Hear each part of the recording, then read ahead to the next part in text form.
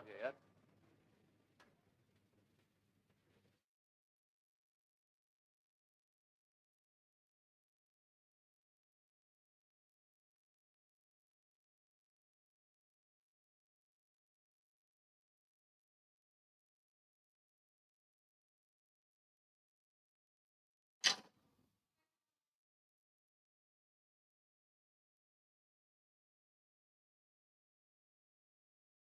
फिर स्टार्ट करते बच्चे लोग।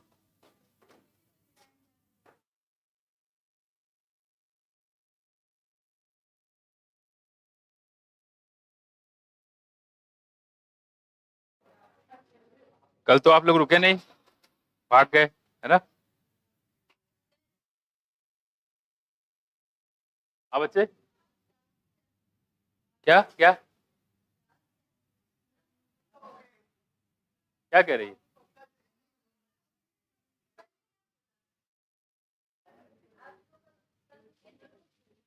कल कल क्या था? कल आप लोग रुके नहीं। हाँ, अरे हम तो आ ही रहे थे।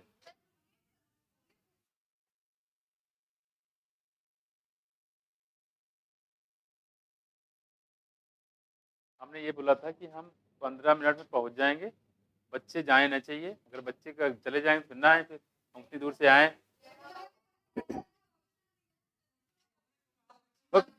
टाइम नहीं बताया था, टाइम नहीं बताया था,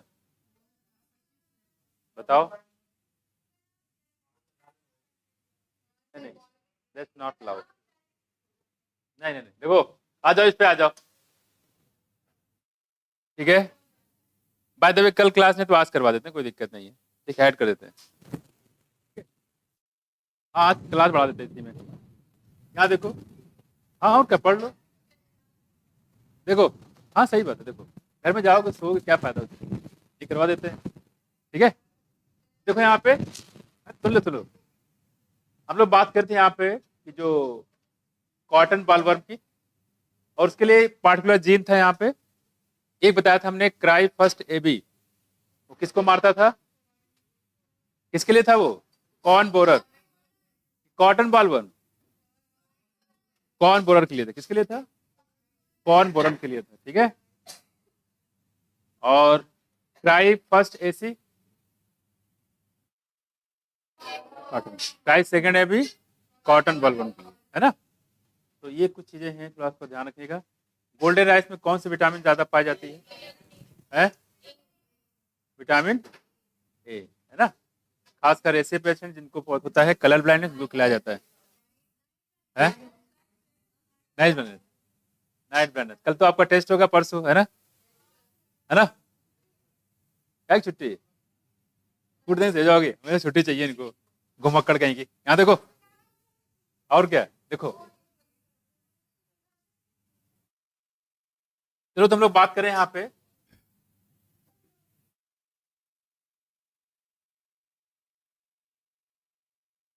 देखो, आरएनए इंटरफेरेंस का कॉन्सेप्ट यहाँ पे है, पेस्ट रेजिस्टेंट प्लांट है। अरे क्या करना, देखो, करवा दें, करवा दें, है? अब सिखा के तो करवा देते हैं। देखो, मेरी बात बोल रही है आफरीन, है ना? चलो कर ले, थोड़ा सा कर लेते हैं, कि नहीं? काफी जमाने गुजर गए। बताओ, अच्छा हमने, हाँ ठीक है, रैंडमली करवा देते हैं। एक जीन आप इंटेस को लाइगेट किया है पीएसटी साइट पे, और उसको डाला टेट्रासाइक्लिन, बताओ इसमें क्या फर्क पड़ेगा? कोई फर्क नहीं पड़ेगा, ठीक है? अगर एम्पिसिम डालेंगे तो मर जाएगा, एम्पिसिम डालेंगे तो मर जाएगा, नहीं? और अगर हम सेल्वन साइट पे हम लोग एक जीन ऑफ इंटरेस्ट लगाते हैं और उसको डालते हैं टेट्रासाइक्लिन पे, तो क्या फर्क पड़ेगा? खत्म हो जाएगा, नहीं? अल्टरनेट सिलेक्टेबल मार्कर कौन सा बताया था आपको? नॉर्मल सिलेक्टेबल मार्कर कौन होता है?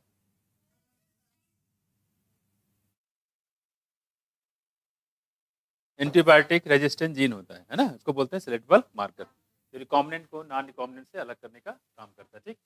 ध्यान रखिएगा। दूसरी बात हम लोग बात करते हैं यहाँ पे कि जो इसमें जो प्लाज्मिड को आइसोलेट करने का काम किसने किया था?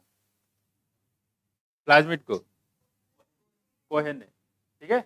और दो रिस्ट्रिक्शन एंजाइम की डिस्कवरी किसने किया? बोयर। नाम क्या था? रिस्ट्रिक्शन एंडोन्यूक्लियस और कौन सा? रिस्ट्रिक्शन लाइगेज था, ठीक है, हर्बर्ट बोयर साहब ने, ठीक है। उसके बाद सबसे पहले जो आपका ये निकाला गया रिस्ट्रिक्शन एंजाइम, ठीक है, कौन सा उससे निकाला गया था बैक्टीरिया से? Salmonella typhi. क्या नाम है? Salmonella typhi in the year 1972, है ना, 1972। इसके लिए होस्ट कौन सा था? E coli. याद रखिए क्वेश्चन ये आ चुका है, ठीक है। और हमने बताया था यहाँ पे कि जो हिंज सेकेंड होता है उसके 6 बेस सीक्वेंस होते हैं। उसको कैसे बताया था हमने याद करने के लिए? GAA और C। क्या? GAA ठीक है। गैडसिस बताया था जी किस मिनट पे होगा? 5 प्राइम मिनट पे, C किस पे होगा? 3 प्राइम मिनट पे होगा। ये लगातार आपसे क्वेश्चन पूछा जा रहा है, ठीक है, इसको ध्यान रखिएगा, ठीक है। इसके बाद हम लोग बात करते हैं यहाँ पे कि जो DNA फिंगरप्रिंटिंग की बात करते हैं यहाँ पे, ठीक है। उसको कॉन्सेप्ट देने वाले थे कौन? अलेक्स जेफरी, है ना, अलेक्स जेफरी ने दिया था। साथ साथ किस कॉन्सेप्ट बेस्ड है ये? डीएनए पॉलीमॉर्फिज्म पे, डीएनए पॉलीमॉर्फिज्म, ठीक है। पॉलीमॉर्फिज्म मतलब होता है कि वेरिएशन है जेनेटिक लेवल, बस ना कुछ। दूसरी बात, इसमें जो सेटेलाइट डीएनए होते हैं इनका कोई किसी प्रोटीन को कोड करता है? नहीं करता। लेकिन फायदा क्या है इसका? फायदा क्या है सेटेलाइट डीएनए का? इससे कोई फायदा है? इसके रिपीटेशन से पता करते हैं कि ये इनके पेरेंट है कि नहीं है। इसी कॉन्सेप्ट पे बेस्ड है क्या? इसी बोलते हैं डीएनए पॉलीमॉर्फिज्म। इसी पे बेस्ड है हमारा कौन सा? डीएनए फिंगरप्रिंटिंग, ठीक है। जो सिमिलर लोग होते हैं यानी कि पेरेंट्स और बच्चे होते हैं तो उसमें जो रिपीटेशन होता है सेटेलाइट डीएनए का सेम होता है। अलग अलग होंगे तो अलग अलग होंगे। इसी रिपीटेशन को देख के हम लोग जो है पता करते हैं इनके बच्चे या इनके पेरेंट्स है कि नहीं है, ठीक है, ध्यान रखिएगा। कौन सा ब्लॉटिंग यूज करते थे डीएनए फिंगरप्रिंटिंग में? है western blot, southern blot use करते हैं। कौन सा? सदर्न ब्लॉट यूज करते हैं डीएनए फिंगरप्रिंटिंग में, ठीक है। कौन सा? सदर्न ब्लॉट होता है, ठीक है। चलो आगे हम लोग बात करते हैं यहाँ पे कि जो हाँ ट्रांसलेशन के लिए बात करते हैं यहाँ पे। ट्रांसलेशन में हमने बताया था कि सबसे पहले जो आपका टीआरएनए होता है, कितने टाइप के टीआरएनए होते हैं? टीआरएनए कितने टाइप के होते हैं? 20 टाइप का होता है। भूल गए क्या? डीएनए कितने टाइप का होता है? 20 टाइप का होता है। अमीनो एसिड कितने होते हैं? 20 टाइप। जितने टाइप के अमीनो एसिड उतने टाइप का टीआरएनए होता है, ठीक। अब देखो यहाँ पे और जो बताया था यहाँ पे टीआरएनए जो है ये सॉरी टीआरएनए हमने बताया था इसके दो एक्चुअल इसका शेप बताया था। इसके बारे में इसका दूसरा नाम क्या बताया था हमने? इसका एडेप्टर, एडेप्टर आरएनए भी बोलते हैं, है ना। और एक्चुअल शेप किसका बताया था इसका? टीआरएनए का एक्चुअल शेप कैसा होता है? इन्वर्टेड एल जैसा। कैसा? इन्वर्टेड एल जैसा। और नॉर्मल शेप कैसा होता है इसका? Clover leaf life. कैसा होता है? क्लोवर लीफ लाइफ होता है। किसका? टीआरएनए का, ठीक है। टीआरएनए जब जुड़ जाता है अमीनो एसिड से तो इसको क्या बोलते हैं? With the help of the enzyme, sorry ATP, ATP का यूज करके ये जुड़ता है, उसको बोलते हैं हम लोग अमीनो एसाइलेशन। क्या बोलते हैं? अमीनो एसाइलेशन, ठीक है। और इस तरीके से जो अमीनो एसिड होता है वो जुड़ता चला जाता है और उसको पेप्टाइड बांध से जोड़ के प्रोटीन का ये फॉर्मेशन कर देता है, ठीक है। और एमआरएनए में बताया था कि जो एमआरएनए होता है वो राइबोसोम के कौन से पार्ट से जुड़ता है? छोटा है कि बड़े? कौन से सब यूनिट जुड़ता है? छोटे वाले कि बड़े वाले से? स्मॉलर या लार्जर? दो होते हैं ना। स्मॉलर वाले से जुड़ता है। किससे? स्मॉलर वाले जुड़ते हैं। ये भी आपसे पूछा गया है। और फिर होता है फॉर्मेशन किसका? प्रोटीन का। पता है कुछ? जहां पे मिथ्योनिन होता है एजी वहां से ट्रांसलेशन स्टार्ट हो जाता है। जहां पे स्टॉप कोडॉन आ जाते हैं जैसे कि यूएए, आगे यूएजी और यूजीए, स्टॉप कोडॉन जहां पे आ जाएंगे वही ट्रांसलेशन बंद हो जाता है। इनिशिएशन से पहले ट्रांसलेशन और स्टॉप कोडॉन के बाद कुछ रीजन ऐसे ही पाए जाते हैं जिनका ट्रांसलेशन नहीं होता। इनको बोलते थे हम लोग क्या बोलते थे? यूटीआर। क्या बोलते हैं इसको? UTR, untranslated region. क्या बोलेंगे इसको? अनट्रांसलेटेड रीजन यानी कि यूटीआर जिसका ट्रांसलेशन नहीं होता, ठीक। इसको ध्यान रखिएगा। और बाकी रिप्लिकेशन उन्होंने बताई थी यहाँ पे, ठीक है। और ट्रांसक्रिप्शन भी हो गया था, ठीक है। ट्रांसक्रिप्शन में खास बताया था यहाँ पे कि अगर प्रोकैटिक होगा तो सिंगल एंजाइम से काम चल जाएगा, लेकिन अगर यूकैटिक होगा तो उसमें 3 डिफरेंट टाइप के एंजाइम जरूरत पड़ेगी। RNA polymerase first, RNA polymerase second, RNA polymerase third. RNA polymerase किस टाइप के आरएनए को ट्रांसक्राइब करता है? MRNA, tRNA, rRNA? भूल गए सब? कौन सा कौन सा? सब सो गए बिल्कुल। राम मनोहर तिवारी, ना हमारी ना तुम्हारी, समझ गए? RNA को भूल गए? अभी से भूल गए, ये हाल है। RNA polymerase first, RNA, RNA polymerase second, mRNA, ठीक है, और RNA polymerase third, tRNA। Ram Manohar Tiwari, clear है?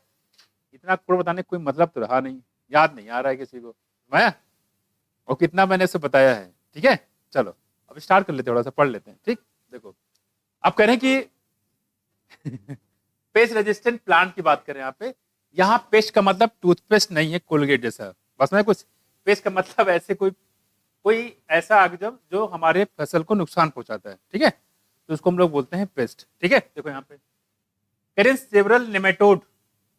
नेमेटोड एक फाइलम का नाम है, इसको बोलते हैं नेमेटोडा, लेकिन आपके उसमें तो नहीं है नेमेटोडा। क्या है, किस नाम से है? एस्केलमेंथीज। इसका दूसरा नाम क्या है? एस्केलमेंथीज होता है। ठीक है, एस्केलमेंथीज। एस्केलमेंथीज में मैंने कौन कौन से बताया था आपको जानवर? एस्केरिस, इसके अलावा वाउचरिया, और एक और बता दो, इंसालोमिस्टम। Very good. इंसालोमिस्टम का अदर नेम क्या है? हुकवर्म। कौन सा? हुकवर्म होता है, मैं कुछ हुकवर्म। ठीक है, अब आ जाओ आगे। नेमेटोड की बात करते हैं यहाँ पे। ठीक है, तो कहता है इसका नाम क्या है? एस्केलमेंथीज। ठीक है, मस्कुलर फेरेंस कौन से फाइलम में पाए जाते हैं? एस्केलमेंथीज में। ठीक है, क्या इसमें सेक्सुअल डायमॉर्फिज्म पाई जाती है? मेल फीमेल अलग अलग होते हैं कि एक ही में होते हैं? अलग अलग होते हैं। कौन बड़ी कौन छोटी? फीमेल बड़ी है और मेल छोटी होती है। ठीक है, और इसमें सिलोम कैसा होता है? सिलोम बहुत इंपॉर्टेंट है, पूछा जाता है। ठीक है, क्या होता है? सीडोसिलोम कहाँ पाया जाता है बताओगे? एस्केलमेंथीज। या तो फाइलम देंगे या तो कोई आगजम देंगे, तीन ही आगजम है। ठीक, और एक चौथा ये भी आ जाएगा अभी। नाम क्या देखो? Parasite a wide variety of plant and animal. Plant और एनिमल पे क्या होता है? ये पैरासाइट होता है। क्या होता है? पैरासाइट होता है, इंक्लूडिंग ह्यूमन बीइंग पे भी करता है। नेमेटोड नाम क्या देखो? मिलेडोगानी इनकोग्निटा। तीन एग्जाम्पल वहां से है और एक एग्जाम्पल यहाँ से है, इसको उठा के वहां चिपका देगा और पूछेगा इनमें से कौन सा है जो एस्केलमेंथीज का मेंबर नहीं है। माया कौन सा एस्केलमेंथीज है जो ये काज करता है? गेस नहीं कर पाओगे, बस में कुछ। तो ये 12th को ले जाके 11th में चिपका देगा। तो थोड़ा कोरिलेट करना सीखो जितने भी एग्जाम है। जब लास्ट में खत्म हो जाए तो हम आपको सारे एक साथ जितने भी फाइलम के मेंबर आगे पीछे दाएं बाएं 11 12 ये सब एक साथ करवा देंगे, ताकि आपको थोड़ा सा रिकॉल करने में आसानी है। ठीक, देखो मिलेडोगानी इनकोग्निटा, देखो यहाँ पे infect the root of tobacco plant. Tobacco plant के रूट को क्या करता है? इन्फेक्ट करता है। ठीक है, and causes a great reduction in yield, और तंबाकू का प्रोडक्शन कम हो जाता है। ये अच्छा हुआ कि खराब हुआ है? डिपेंड करता है कि इसमें कौन कितने लोग जो स्मोकर हैं, सिगरेट बीड़ी पीते हैं, कितने लोग हैं, उनके लिए तो नुकसान हुआ। अब सिगरेट कहाँ मिलेगा? जब तंबाकू नहीं रहेगा तो सिगरेट कहाँ मिलेगा? मिलेगा? बीड़ी मिलेगी? नहीं मिलेगा। और सुरती ये वाला जो करते स्टार्ट करते हैं, नहीं मिलेगा है? आयुर्वेदिक, क्या आयुर्वेदिक? क्या आयुर्वेदिक है? आयुर्वेदिक सिगरेट आया है। अरे आयुर्वेदिक बीड़ी भी आती होगी, सही में? क्या खास बात उसमें है? क्या नहीं है? हार्मफुल नहीं है, निकोटीन हटा दिया है। How can say that this is not harmful? First thing that basically it is a carbon particle. Cigarette तो एटलीस्ट जलाओगे तो है ही ना, बिना जलाए तो नहीं है। बिना जलाए तो नहीं है स्मोकिंग, पता नहीं है। मेरी बात समझो पहले, मेरी बात समझो इधर। तंबाकू किनारे कर दो, जो आपका कार्बन होता है, कार्बन तो होगा ना, कार्बन नुकसान करता है? नहीं करता। एक सिंपल आप कपड़े जलाइए, उसका भी कार्बन निकलता है, कार्बन तो नुकसान करता है, फेफड़े में जाएगा। हमारा बॉडी धुआं भरने के लिए नहीं है, ऑक्सीजन के लिए। कोई भी सोर्स होगा, स्मोकिंग करोगे किसी भी माध्यम से, एटलीस्ट आपका कार्बन तो जाएगा ही जाएगा ना, नुकसान तो करेगा। निकोटीन नहीं होगा, कार्बन तो होगा। वैसे भी निकोटीन बचता है कहाँ वहां पे? निकोटीन तो जल जाता है। प्रॉब्लम किससे? कार्बन के पार्टिकल। माया इस बात को ध्यान रखिएगा। तो ऐसा नहीं है, वो बेचने का तरीका है, नए नए ब्रांड निकालते रहते हैं। अब नया आ गया देखो यहाँ पे, स्मोकिंग करना मतलब स्मोकिंग कर सकते हैं, बच्चों को भी स्मोकिंग करा सकते हैं क्योंकि आयुर्वेदिक आ गया है, नुकसान नहीं होगा, नहीं है। ऐसे ऐसे लोग पड़े हुए हैं। खैर खैर यहाँ देखो, कह रहे हैं कि ग्रेट रिडक्शन इन यील्ड, और तंबाकू का प्रोडक्शन जो है वो कम हो जाएगा। हम तो कहते हैं अच्छा हुआ कम हो जाएगा, है कि नहीं? तो पढ़े इसको ना पढ़े छोड़ दे फिर, अच्छा हुआ ऐसा ही हो तो मजा है। इसको कायदे से मेरे हिसाब से तो इसको क्या करना चाहिए, गवर्नमेंट को अरे सुन तो लो पूरी बात को, गवर्नमेंट को इसको अवार्ड देना चाहिए, किसको, मिलेटो गानी को। जो काम गवर्नमेंट नहीं कर पा रही है ये बेचारा कर दे रहा है। दूसरी वाली बात है, गवर्नमेंट कितना प्रयास कर रही है टीवी में, और आप थिएटर में जाते हो, है हाँ डिब्बी पेटो, कितना पैसा खर्च होता है ऐड का, होता नहीं होता? वही पैसा बेचारे इसको दे दो, कितना खुश हो जाएगा, है कि नहीं? ना रहेगा तंबाकू और ना बनेगी बीड़ी, ना होगी स्मोकिंग, होगा भाई? मेन सोर्स क्या है, तंबाकू। तंबाकू ही खत्म हो जाए तो बीड़ी सिगरेट रहेंगे, है? क्या कर दे, क्या बंद कर दे? बंद तो हो गया, देखो यहाँ पे चोरी चमारी सब हो रहा है, बिहार में बंद कर दिया, सब पहुंचा दे रहे हैं, जो पहुंचा दे रातों रात। कोई चीज बंद होती है ये नहीं बंद होकर पाओगे, गवर्नमेंट चाह के भी बंद नहीं कर पाएगी, वो चाहती भी नहीं, पहली बात उसकी नीयत ही नहीं बंद करने की, इनकम है, बिल्कुल सही।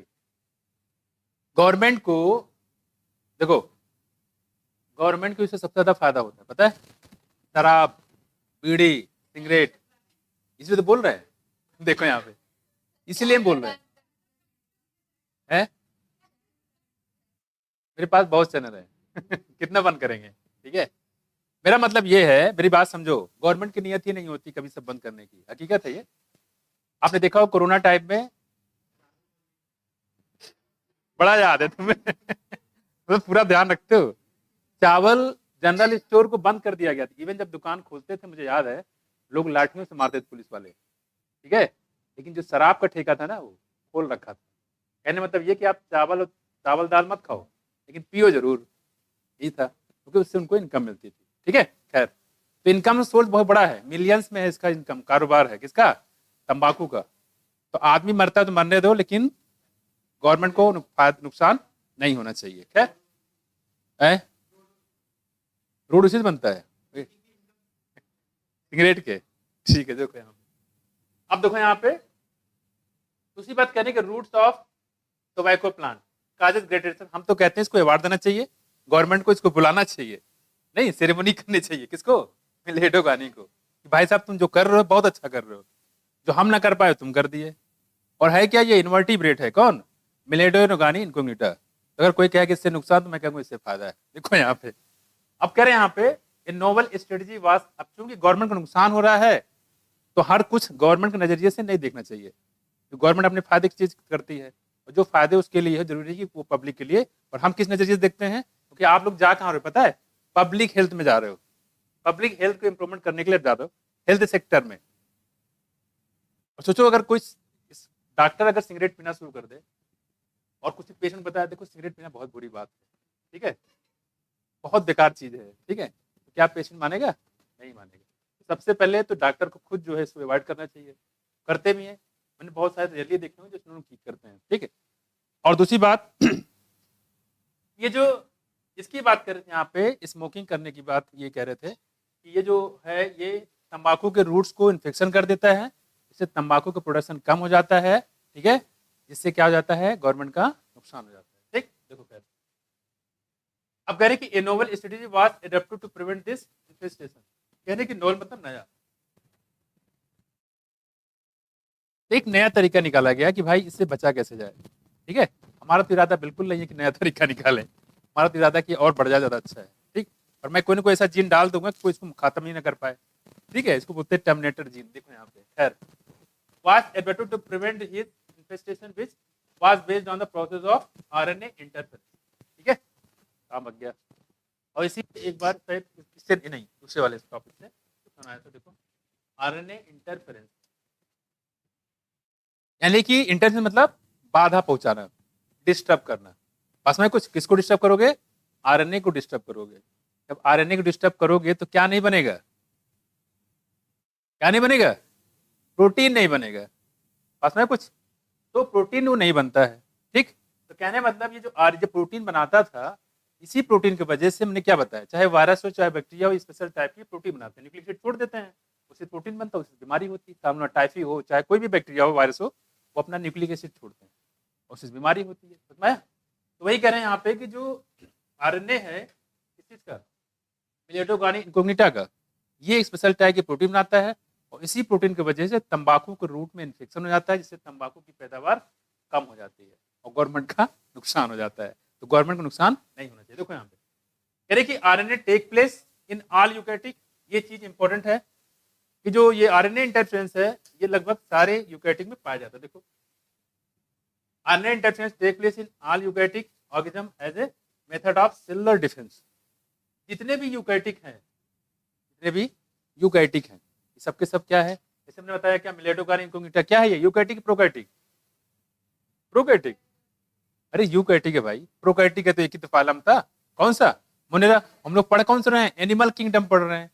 मोनेरा को छोड़ के बाकी 4 किंगडम कैसे थे, प्रोकैरियोटिक यूकैरियोटिक, यूकैरियोटिक थे। तो एनिमलिया तो पढ़ रहे हैं हम लोग, ओरीफेरा, सिलेंटेटा, टिनोफोराई, काउंडरमेटा, आर्थ्रोपोडा, सब क्या थे, यूकैरियोटिक, इंक्लूडिंग मी, हम लोग भी जो इसी में आते हैं, इंक्लूडिंग आते हैं। तो कह रहे हैं कि ये जितने भी यूकैरियोटिक होते हैं, यानी इसकी बात कर रहे हैं, ये सेलुलर डिफेंस के तौर पे पाया जाता है। मतलब डिफेंस सिस्टम इससे एंटीबॉडी से काम करता है, वैसे ये भी होता है, इंक्लूड हमारे अंदर भी बॉडी पाया जाता है। ठीक।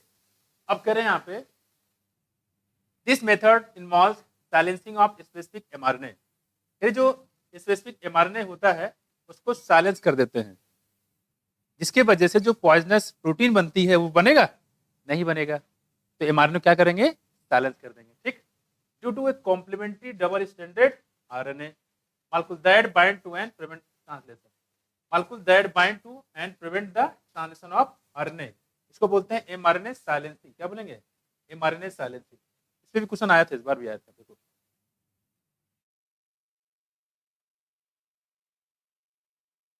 इसको mRNA साइलेंसिंग भी बोलते हैं। आरएनए इंटरफेरेंस का दूसरा नाम क्या है, mRNA साइलेंसिंग, ध्यान रखना, आरएनए इंटरफेरेंस या mRNA साइलेंसिंग दोनों चीज सेम चीज है। ठीक है। और आपसे पूछे अगर आरएनए इंटरफेरेंस कांसेप्ट कहाँ पाया जाता है, तो बताओगे सारे यूकैरियोटिक में। काम क्या है, डिफेंस सिस्टम का काम करता है ना, बॉडी दूसरे को ऑर्गेनिज्म से बचाने का काम करता है mRNA silencing. The source of the complementary RNA could be from an infection by, आप कह रहे कि जो सोर्स होता है complementary RNA could be from an infection by virus, virus having RNA genome और mobile gene, mobile genetic element, इसी बोलते हैं ट्रांसपोजान। क्या, ट्रांसपोजान। मतलब इसका जो कॉम्प्लीमेंट्री आरएनए है उसका सोर्स कौन सा है, ट्रांसपोजान। और ट्रांसपोजान का दूसरा नाम क्या है, कोई बताएगा, इसको बोलते हैं जंपिंग जीन। पहले सीपीएमटी बहुत आता था, बारबरा मैकक्लिंटॉक एक थी, साइंटिस्ट थी, बारबरा मैकक्लिंटॉक ने इसके बारे में बताया था। जंप, क्या आवाज सुन रहे हो, आवाज आ रही है, गुड, कोई तो ध्यान रख रहा है मेरा। देखो यहाँ पे देखो यहाँ पे, अब कह रहे हैं यहाँ पे जंपिंग जीन, और बारबरा मैकक्लिंटॉक ने इसके बारे में बताया था। देखो इसका नाम था बारबरा,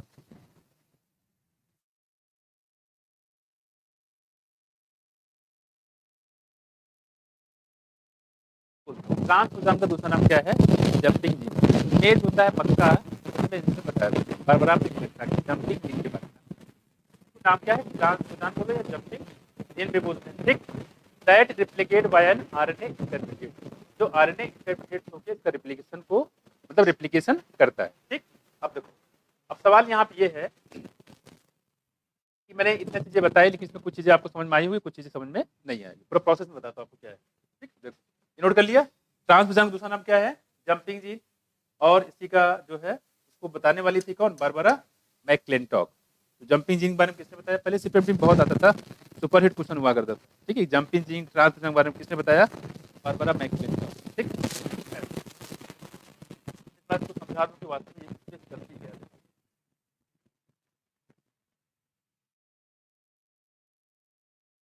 मिलेटोगानी इनकोग्निटा, ये क्या है बच्चे, क्या है,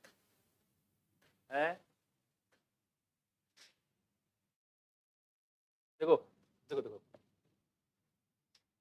जैसे हम लोग बात करते हैं यहाँ पे कि जो मिलेटोगानी की बात करें, हम लोग को पता है यहाँ पे कि इससे डीएनए जो होता है ये डीएनए हो गया।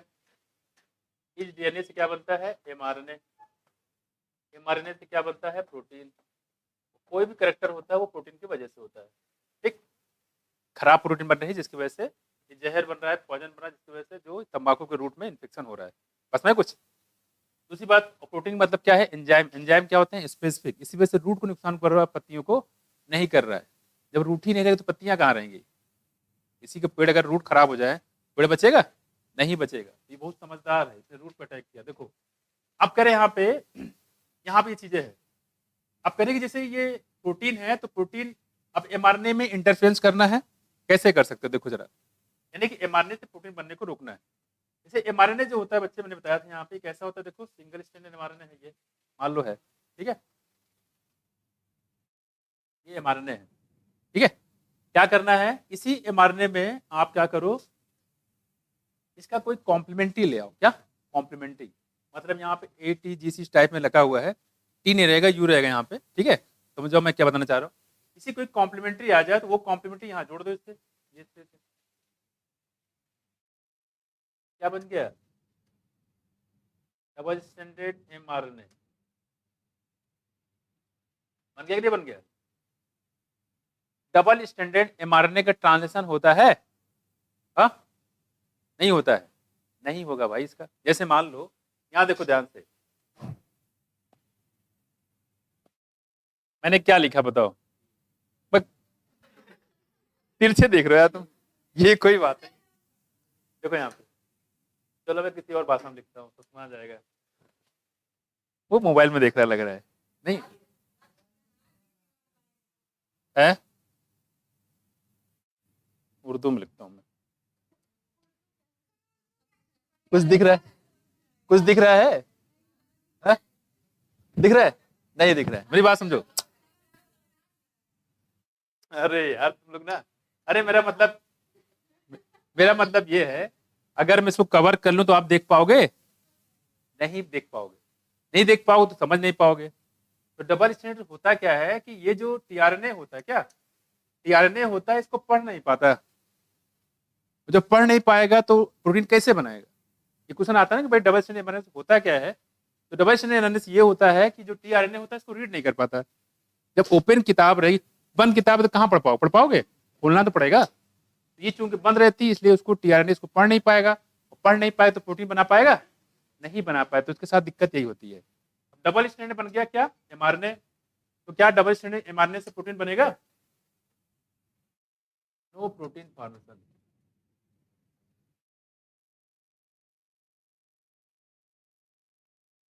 प्रोटीन का फॉर्मेशन नहीं होता है। उसमें आया? प्रोटीन का फॉर्मेशन नहीं होता है। सवाल यहाँ पे ये देखो क्या है, ये जो 5 प्राइम जो 3 प्राइम जो ब्लू वाला दिखाया है, ये कहाँ बनता है? मिलेटोगानी के अंदर, मिलेटोगानी इंकोग्निटा के अंदर बनता है। उसमें आया? अब देखो यहाँ पे क्या है, वहां बनता है। ये जो रेड वाला दिखाया है, रेड वाला हम बाहर से लेके आए हैं। रेड वाला एमआरएनए जो है क्या है, हम इसको बाहर से लेके आए हैं। बाहर से कहाँ से लेके आए? यहाँ देखो, ये हम लोग लेके आए हैं किसी वायरस से। क्या किसी वायरस से ला सकते हो जिसमें आरएनए जीनोम हो, या मोबाइल जीन से ला सकते हो, इसको ट्रांसपोजान बोल सकते हो। मोबाइल जीन या ट्रांसपोजान से ला सकते हो। That replicate by the RNA intermediate, जो आरएनए इंटरमीडिएट जो होके ये प्रोटीन का फॉर्मेशन करता है। बस में कुछ तो कहने मतलब ये है कि ये जो आपका रेड वाला है आप किसी वायरस से ला सकते हो। उसमें आया? अब सवाल ये है कि इस मिलेटोगानी के अंदर, ठीक है, मिलेटोगानी के अंदर, ये कह सकते हो टोबैको प्लांट के अंदर, टोबैको प्लांट के अंदर, क्योंकि जो आपका ये है सॉरी जो आरएनए है, एमआरएनए है मिलेटोगानिन का, इसने कहाँ डाल दिया अपना न्यूक्लिक एसिड? टोबैको प्लांट के अंदर। तो इसका मतलब ये हो गया कि आपको आरएनए कहाँ डालना पड़ेगा? तंबाकू को प्लांट के अंदर, ठीक है। तो डालने के लिए हमें क्या चाहिए? वेक्टर चाहिए। क्या चाहिए? वेक्टर। तो वेक्टर देखो यहाँ पे कौन सा बताया था आपको, प्लांट के लिए कौन सा वेक्टर लेते बच्चे? है एग्रोबैक्टीरियम। क्या एग्रोबैक्टीरियम? तो आप क्या लोगे? एग्रोबैक्टीरियम वेक्टर लोगे, ठीक है। Agrobacterium vector nematode specific gene, उसके अंदर क्या होता है? नेमेटोड स्पेसिफिक जीन होता है। वर introduce into the host plant. Host plant कौन सा है? तंबाकू का प्लांट। तंबाकू के प्लांट के अंदर एग्रोबैक्टीरियम वेक्टर की मदद से नेमेटोड स्पेसिफिक जीन या एमआरएनए को ट्रांसफर कर देते हैं। उसमें आया? जीन को ट्रांसफर कर दिया मतलब डीएनए को ट्रांसफर कर दिया। उसमें आया? दो तरीके हैं, या तो एमआरएनए को कर नहीं पाओगे, किसको करोगे? डीएनए को। तो होता क्या है, तंबाकू के प्लांट के अंदर, मान लो ये प्लांट है, मैं इसको ऐसे दिखा दूं,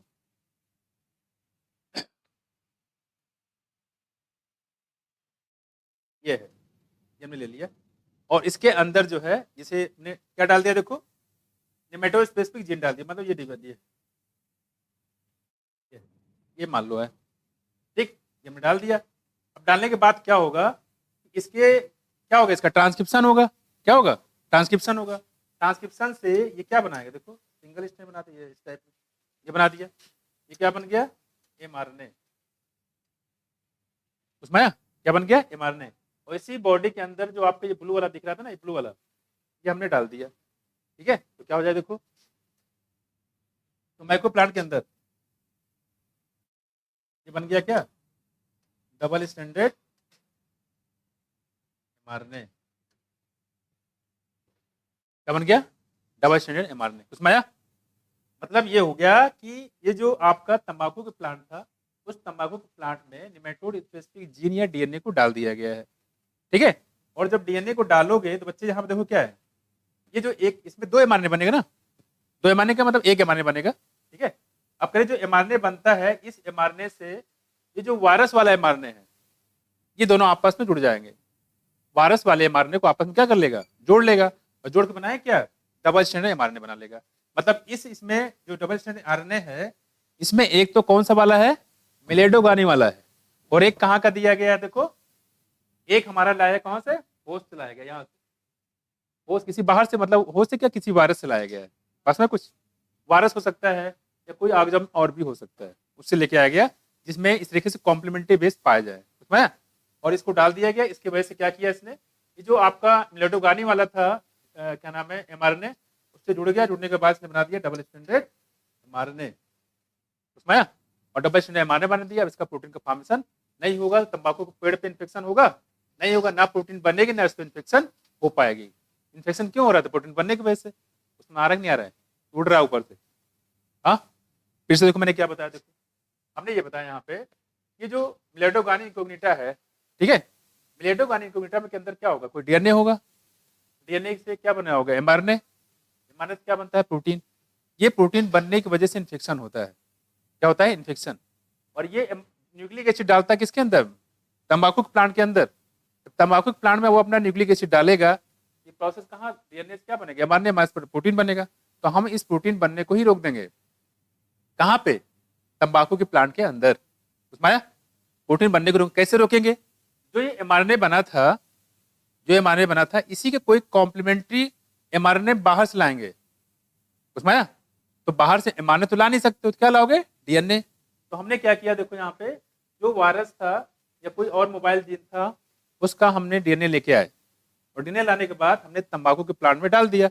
अब तंबाकू प्लांट में जब डाल दोगे तो डीएनए से क्या बनेगा, एमआरएनए बनेगा, और एमआरएनए वैसे बनाएगा इसी के कॉम्प्लीमेंट्री होगा, और ये भी तंबाकू प्लांट के अंदर है, तो जो यहाँ से लेके आए एमआरएनए वो भी इसी के अंदर है, ये दोनों आपस में क्या हो जाएगा, जुड़ जाएगा।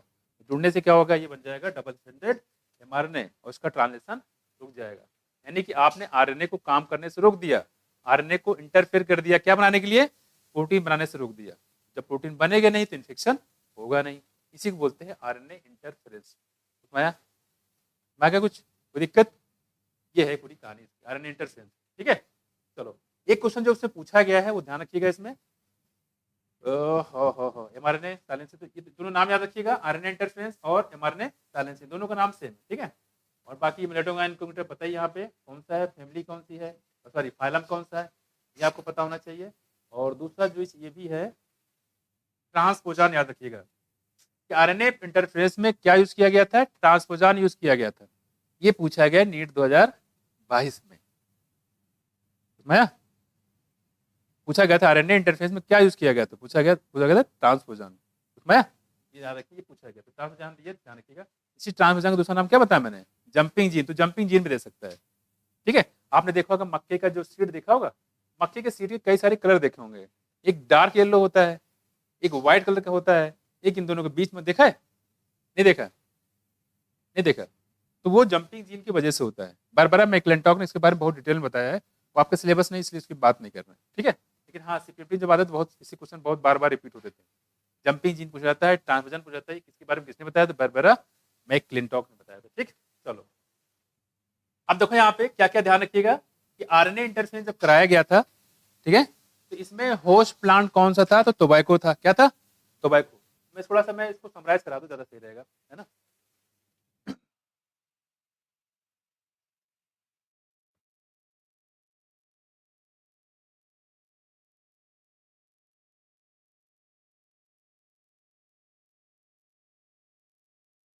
कुल मिला के यहाँ पे ये है कि जो देखो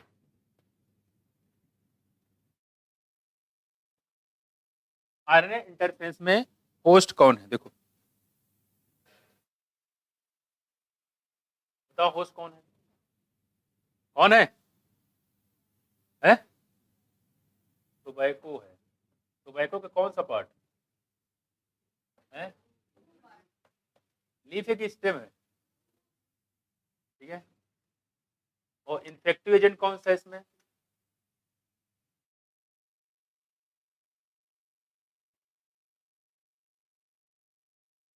क्या नाम है, देखो मिलेटोगानी इनकोग्निटा। और ये क्या है, किस फाइलम से बिलोंग करता है बताओ? है? कौन सा फैमिली? एस्केलमेंथिस, मिलेटोगानी इनकोग्निटा, ठीक है। और देखो यहाँ पे, और इसमें क्या क्या यूज किया गया, देखो यहाँ पे इसमें यूज किया था, अच्छा इसमें वेक्टर कौन यूज किया था, देखो बोलो। एग्रोबैक्टीरियम, प्लांट तो ये यूज करेंगे, एग्रोबैक्टीरियम, ठीक है। और देखो आरएनए इंटरफेरेंस का दूसरा नाम क्या था, बोलो कॉन्सेप्ट क्या, देखो आरएनए इंटरफेरेंस कॉन्सेप्ट यूज किया गया था इसमें, आरएनए इंटरफेरेंस, तो शॉर्ट में ऐसे बोलते हैं, या इसी को बोलते हैं हम लोग एमआरएनए साइलेंसिंग, यानी एमआरएनए को साइलेंस कर दिया,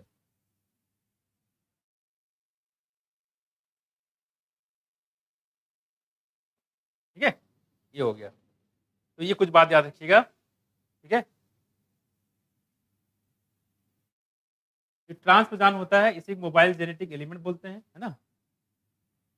RNA genome, mobile genetic element या ट्रांसपोजान, ये तीन नाम है, मोबाइल जेनेटिक एलिमेंट या आरएनए जीनोम, ठीक है।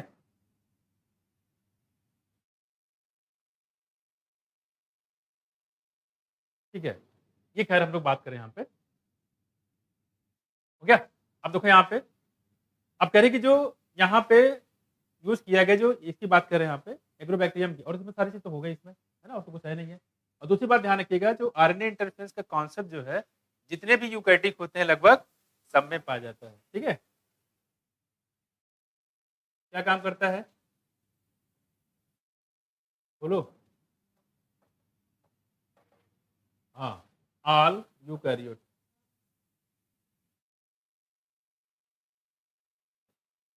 ऑल यूकैरियोटिक सेल, सारे यूकैरियोटिक सेल में ये पाया जाता है। क्या हुआ,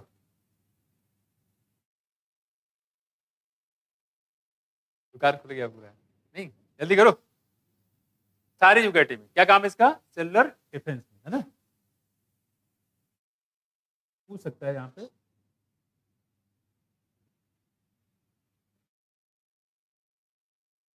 इससे हमें फायदा है कि नुकसान है, जो हमारी बॉडी में होता है सेलुलर डिफेंस, फायदा है। लेकिन हम लोग इसको हम किसके लिए कर रहे हैं, मिलेटोगानी इनकोग्निटा को इन्फेक्शन, मिलेटोगानी इनकोग्निटा को नहीं मार रहे हैं, मिलेटोगानी इनकोग्निटा को जो प्रोटीन बनाता है उस प्रोटीन बनने से रोक रहे हैं, ध्यान रखिएगा इसमें, खास बात, ठीक है। देखो the introduction of DNA was such that it is produce both sense and antisense, ये मान रहे हैं। अब जाहिर सी बात डीएनए है, तो उसमें एक डीएनए से क्या बनेगा, एक टेम्पलेट बनता है, एक क्या बनता है, कोडिंग स्टेट बनता है, यानी एक सेंस बनेगा और एक एंटीसेंस बनेगा। किसी एक को सेंस बोल लो, किसी को एक एंटीसेंस बोल लो, क्योंकि जो हमारा जो मिलेटोगानी वाला एमआरएनए था उसी की कॉम्प्लीमेंट्री बनाएगा तभी तो जुड़ेगा। अगर उसके कॉम्प्लीमेंट्री नहीं रहे तो कहाँ जुड़ पाएगा, नहीं जुड़ पाएगा। तो जुड़ने उसी को बोलते हैं हम लोग कॉम्प्लीमेंट्री बनना चाहिए।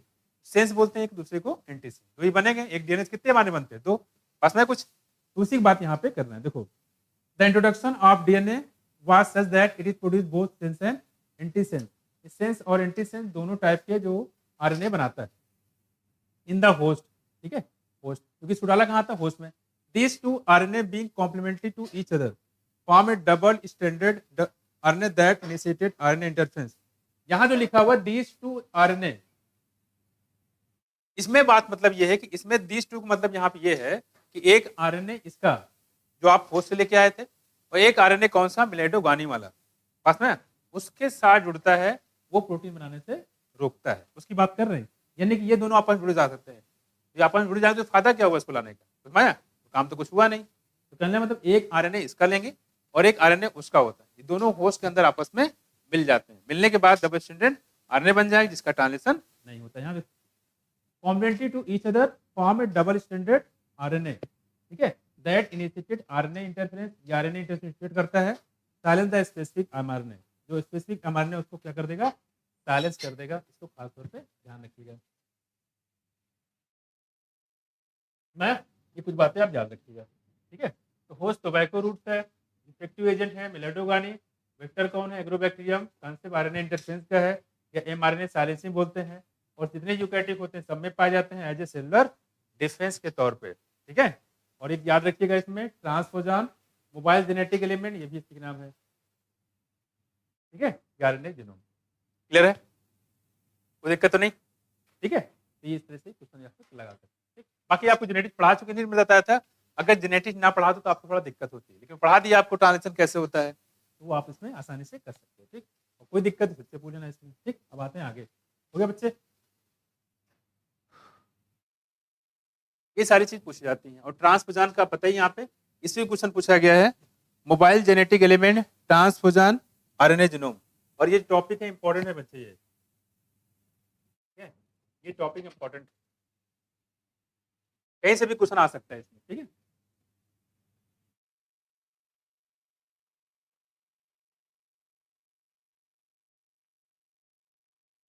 तो इसमें जो जीन को या डीएनए को डाला गया है वायरस से लाया गया है, ठीक है, या मोबाइल जीन से लाया गया है उसको कह सकते हो। और ये जो है एग्रोबैक्टीरियम की मदद से इंट्रोड्यूस किया गया है तंबाकू के प्लांट, उसी तंबाकू के प्लांट में जिसमें मिलेटोगानी का इन्फेक्शन हुआ है। इसके अंदर मिलेटोगानी इंक्यूबिटा का डीएनए पड़ा हुआ है, इसके अंदर एमआरएनए बना हुआ है। उसी एमआरएनए को साइलेंस करने के लिए हम किसी दूसरे यहाँ पे वायरस से हम डीएनए लेके जा रहे हैं, ठीक है, जेनेटिक मटेरियल लेके जा रहे हैं, उसमें ट्रांसफर करते हैं। और ट्रांसफर करने के बाद क्या होगा? वहाँ पे डबल स्टैंडर्ड एमआरएनए बन जाएगा, किसके? तंबाकू के प्लांट के अंदर, जिसकी वजह से प्रोटीन का फॉर्मेशन नहीं होता है, ठीक। अब देखो आगे, अब आते हैं इसमें आगे।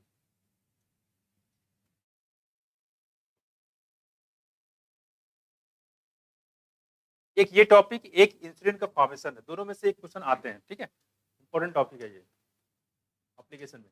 आप nematode, the consequence was that practices parasite could not survive, parasite जो है सर्वाइव नहीं कर पाएगा इन transgenic host spacing specific interfering RNA, इन ए transgenic host spacing specific interfering RNA. Survive का मतलब क्या है? अगर वो इन्फेक्शन, कोई किसी का इन्फेक्शन क्यों करता है? सांप किसी को क्यों काटता है? कभी उसका है प्रोटेक्शन है, क्या है? प्रोटेक्शन। अगर सांप के अंदर नहीं होगा ये सब चीजें तो लोग क्या करेंगे? फिर कोई भी जानवर उसको मार देगा, है कि नहीं? जिसको देखो वही कंटा मार देगा। कोबरा बैठा हुआ है, मार चलेगा उसको, देख रहा है बेचारा, और ऐसे किसी की हिम्मत उसके पास गुजर जाए? नहीं, ऐसा नहीं। तो क्या है? उसके डिफेंस है, उसका कोई फूड मटेरियल नहीं है, वो खाने के लिए नहीं काटता है। कोई आदमी लेटा हुआ तो सामने से मूवी में जो दिखाते हैं बहुत ही गंदा दिखाते हैं, बच्चा लेटा हुआ है, आदमी लेटा हुआ, सामने से काट लिया, क्यों काट लेगा सांप? और दूसरी बात जो है, लोग उसको इशारे करते हैं, जाओ उसको काट के आओ, और सांप जाता है उसको काट के चला आता है। हद हो गई यहाँ पे, मतलब इतना समझदार सांप हो गया है कि नाम बता देते हैं उसको, वो जाके वहां पे काट लेता है, होता है। या किसी के कमरे के अंदर डाल दिया, और कोई बच्चा वहां पे, बहुत सारे आपने देखा होगा मूवी में, ठीक है, एक सुनो बात नहीं, और वहां से जाता हुआ तैरता हुआ चलता हुआ, मतलब वो जाके वो काट लेता है, जहां छोड़ते हैं उसी को काटता है, और बच्चा आराम से सो रहा है, सांप को उस बच्चे से क्या दिक्कत जो काटेगा उसको? सो रहा है इसलिए काटेगा, है ना? सोचने वाली बात है कि नहीं है? है? तो सो जाए बगल में, क्या दिक्कत है? कौन रोकेगा? देखो मतलब क्या है, समझे इसका मतलब क्या है? देखो बेसिकली क्या है यहाँ पे कि थोड़ा सा वो गलत दिखाते हैं ना, चीजें गलत होती है। ये कोई रीजन नहीं होता है। जब तक सांप को नहीं छेड़ोगे, वो चाहे गलती से हो, चाहे जानबूझ के हो, चाहे अनजाने में हो जाए, कैसे भी। समझ आया? जैसे मान लो आप गए और सांप जा रहा हो तो छेड़ रहे हो, डंडा लेके कुछ करो, क्या करे? छोड़ेगा? वो काट लेगा। उसको डिस्टर्ब करोगे तो। आप अपनी गली से जाओ, सांप को अपनी गली जाने दो, क्या जरूरत है छेड़ने की उसकी? छेड़ोगे तो काटेगा वो, है ना? दूसरी बात देखो यहाँ पे एक चीज और, एक चीज यहाँ पे ये होता है कि जैसे हम सांप की बात कर रहे थे यहाँ पे, वैसे इसकी बात कर रहे हैं।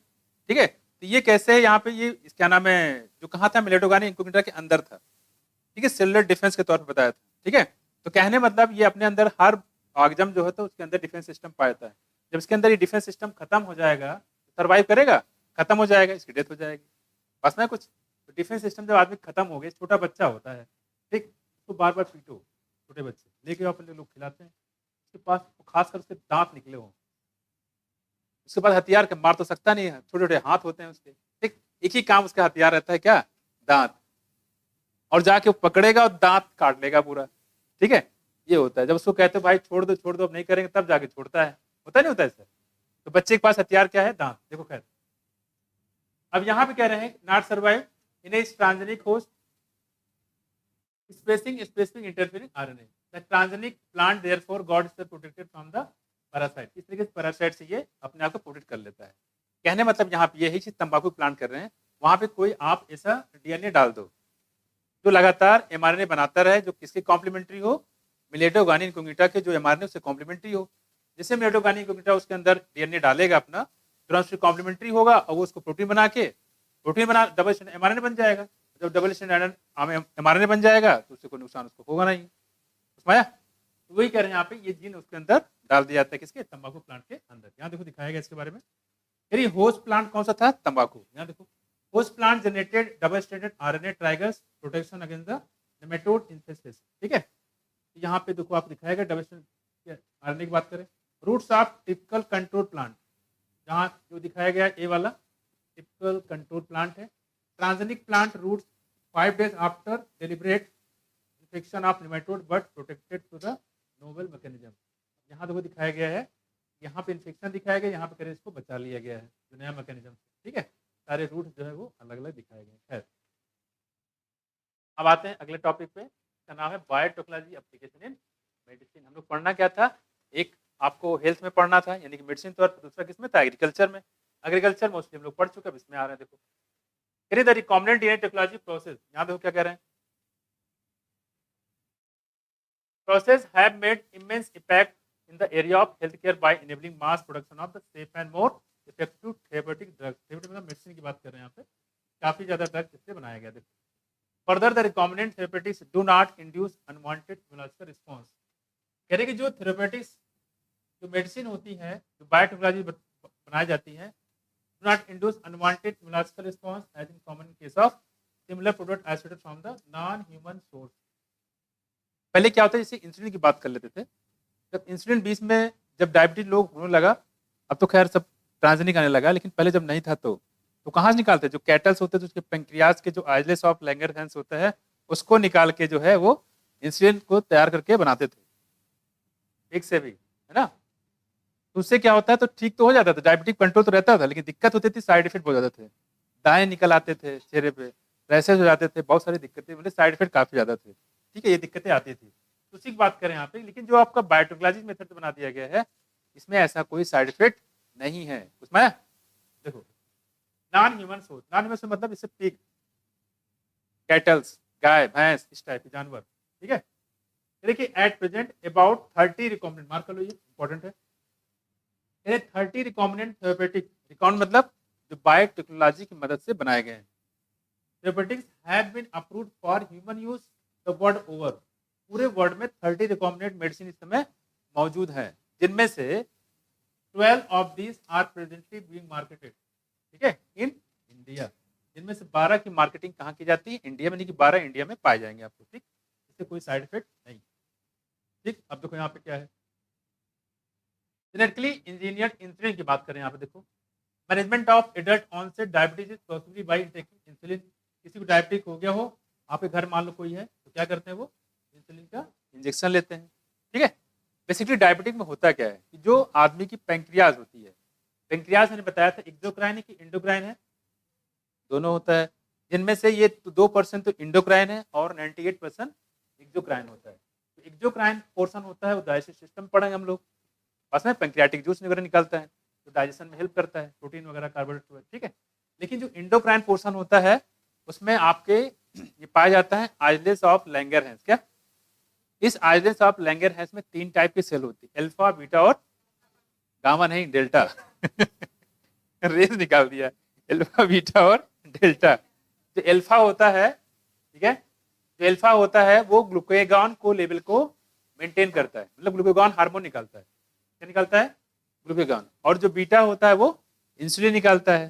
ठीक है, और जो डेल्टा होता है वो कुछ नहीं करता है, सोमैटोस्टेटिन निकालता है। ठीक है, और ये दोनों अल्फा और बीटा जो है ईमानदारी से काम करते रहे, इसलिए यहाँ पे पाया जाता है। ठीक, देखो अब कह रहे हैं यहाँ पे, हाँ, जो ग्लूकागॉन होता है हमारे बॉडी में जो ग्लूकोज के लेवल को हमेशा मेंटेन करके रखता है, इंसुलिन जो है वो ग्लूकोज के लेवल को भी मेंटेन करता है।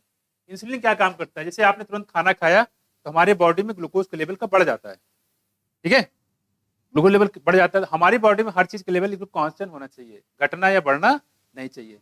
तो अगर मान लो ग्लूकोज का लेवल बढ़ गया तो हमारे नुकसान कर सकता है। ठीक, तो होता क्या है कि ये क्या करेगा, एक्स्ट्रा जो ग्लूकोज बढ़ेगा 100 ग्राम से, उससे एक्स्ट्रा जो होगा ये जाके लीवर में स्टोर कर देगा। कहाँ पे, लीवर में। तो ग्लूकोज का लेवल क्या हो गया, मेंटेन। तो 100 काट के बाकी जो बचेगा सबको लीवर में स्टोर कर देगा, कौन, इंसुलिन। ठीक है, लेकिन मान लो प्रेजेंट टाइम इस समय आप बैठे हुए हो, खाना तो खा नहीं रहे हो, लगातार आप पढ़ते जा रहे हो या कुछ काम धाम कर रहे हैं, आपकी बॉडी के जो सिस्टम काम कर रहे हैं उसकी एनर्जी खर्च हो रही, फ्री में तो काम हो नहीं रहा है। इससे तो होता क्या है कि आपकी जो वही जो लीवर है, उसी लीवर से जो आपने ग्लाइकोजन के फॉर्म में ग्लूकोज को इकट्ठा कर रखा है, ग्लूकागॉन उस पर काम करेगा। ग्लूकागॉन वहां से लेके आएगा ग्लूकोज को और ब्लड में ग्लूकोज के लेवल को फिर से मेंटेन कर देगा। समझाया? तो ग्लूकागॉन जो है ग्लूकोज के लेवल को बढ़ाने का काम करता है, यानी नॉर्मल ले जाने का काम करता है। जो इंसुलिन होता है वो घटाने का काम करता है, लेकिन नॉर्मल ले जाने का काम करता है। कुछ समझ में आया, उड़ गया बस में। किसी वजह से बीटा सेल डिस्टर्ब हो जाए, जेनेटिक लेवल भी होता है, कई सारी वजह होती हैं जिसके वजह से डायबिटिक हो जाता है। डायबिटिक 2 टाइप का है, डायबिटीज मेलाइटस और डायबिटीज इंसिपिडस। ठीक है, दोनों अलग अलग चीजें हैं। खैर यहाँ पे डायबिटीज मेलाइटस की बात कर रहे हैं कि मान लो किसी को डायबिटीज हो जाता है तो वो क्या करता है, इंसुलिन लेता है। क्या लेता है, इंसुलिन। देखो अब इंसुलिन, क्योंकि अगर हमारी पैंक्रियाज सही होती है तो बीटा से इंसुलिन निकलता रहता है, हम लोग के बॉडी में निकलता रहता है, कोई दिक्कत नहीं। किसी को डायबिटिक है, नहीं है। लेकिन अगर यही बीटा सेल डिस्टर्बेंस हो जाए तो इंसुलिन निकलना बंद हो जाएगा। अब आपकी बॉडी के अंदर इंसुलिन नहीं है तो अब क्या करोगे, इंजेक्शन से लोगे at regular time interval. What would a diabetic patient do if enough human insulin was not available. अगर इनफ जो है ह्यूमन इंसुलिन ना हो तो क्या होगा, डायबिटिक पेशेंट मर जाएगा, ग्लूकोज लेवल बढ़ जाएगा। ग्लूकोज लेवल बढ़ने से क्या होगा, किडनी उसको ट्रांसफर कर देगी, उससे क्या होगा, किडनी फेल हो जाएगा। क्या हो जाएगा, डायबिटीज से इतनी प्रॉब्लम नहीं जितनी किडनी फेल से। बस में कुछ तो डायबिटीज कह रहे हैं, ये बीमारी नहीं है, बीमारियों की जड़ है। उसमें आया, क्योंकि इससे किडनी फेल होने का खतरा रहता है, और किडनी फेल हो गया तो उससे क्या दिक्कत होगी, तो दिक्कत ही दिक्कत है ना। बॉडी के अंदर पूरा जो पॉइजनस यानी जो बढ़ जाएगा, जैसे आदमी की डेथ हो जाती है। खैर देखो किडनी लेवल, यूरिया लेवल सब बढ़ जाए तो यहाँ पे कि diabetic patient do if enough human insulin use or not available. If you discuss this, you would soon realize that one would have to isolate and use insulin from the other animal. आप लोग कह सकते हो भाई ठीक है उस आदमी में नहीं है, और कोई आदमी तो इंसुलिन देगा नहीं अपना, तो किसी जानवर से निकाल लो। आप लोग यही कहोगे भाई किसी दूसरे जानवर निकाल के आदमी को दे दो। ये कर दो यहाँ पे, isolate and use insulin from other animal, दूसरे एनिमल से निकाल लो। ठीक है, कह रहे कि would the insulin isolate from the other animals is just like effective as that secreted by the human body itself and would it not elicit मतलब जगाना इम्यून रिस्पॉन्स। क्या आप जो दूसरे गाय भैंस से इंसुलिन लेके आए हैं, क्या उसके खिलाफ हमारी बॉडी एंटीबॉडी नहीं बना देगी। इलिसिट मतलब जगा देना, इंड्यूस कर देना। ठीक है, तो वही कह रहे हैं यहाँ पे, in the human body. Now imagine A bacteria, कह रहे हैं कि आप इमेजिन करो ये सारा काम जो आप गाय भैंस इधर उधर से लेके आते थे, ये काम बैक्टीरिया कर दे तो कितना अच्छा होगा, बहुत अच्छा हो जाएगा। देखो कह रहे कि if bacteria were available that could make human insulin, अगर बैक्टीरिया जो है ये ह्यूमन इंसुलिन बनाना शुरू कर दे, suddenly the whole process become so simple, पूरा प्रोसेस कितना हो जाएगा, काफी आसान हो जाएगा, है कि नहीं। देखो you can easily grow in large quantity of bacteria and make as much insulin as you need. तो आप क्या करो, ढेर सारा बैक्टीरिया ग्रो कराओ, ढेर सारा इंसुलिन बनाओ, मार्केट में बेचो, है कि नहीं। तो कह रहे ये प्रोसेस काफी आसान हो जाएगा। एक चीज और बता रहे हैं, देखो यहाँ पे क्या, think about whether insulin can be orally administered to diabetic people or not. Why?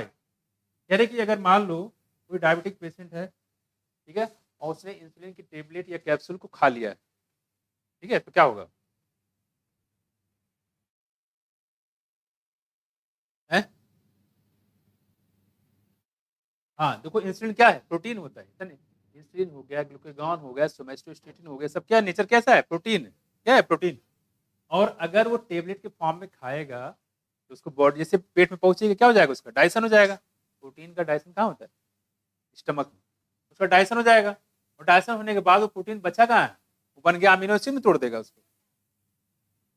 हाँ, कहाँ टेबलेट दी जाती है, हाँ, टेबलेट नहीं होती, इंजेक्शन होता है कि टेबलेट है वो, है ग्लूकोज के स्टोरेज पे काम कराते हैं, जो ग्लूकोज को वो स्टोरेज काम कराता है। ये कह सकते हो कि उसको जो आपका लीवर्स वगैरह हो गया, ठीक है, वो इनडायरेक्टली उसका काम करता है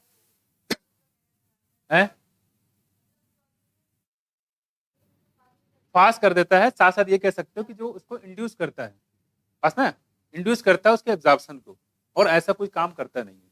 टेबलेट, बहुत सारी टेबलेट भी मौजूद है, लेकिन काम बेसिकली कौन सा करता है, आपका इंजेक्शन करता है, ठीक है। तो कह रहे हैं कि अगर आप टेबलेट या कैप्सूल ले लोगे तो उससे क्या दिक्कत आएगी, उससे दिक्कत ये आ जाएगी जो प्रोटीन होता है वो टूट जाएगा, डाइजेस्ट हो जाएगा, तो बन क्या जाएगा, वो अमीनो एसिड, और अमीनो एसिड फिर वो इंसुलिन के फॉर्म में रहेगा नहीं, ठीक है। तो आगे से नोट कर लो, आगे लिख लो, because it will be digested, नीचे लिख लो, because it will be digested, इसका डाइजेशन हो जाएगा, digested, digested and converted into amino acid, और ये अमाइनो एसिड में कन्वर्ट हो जाएगा, ये इंसुलिन रहेगा नहीं, फिर कन्वर्टेड इनटू अमाइनो एसिड,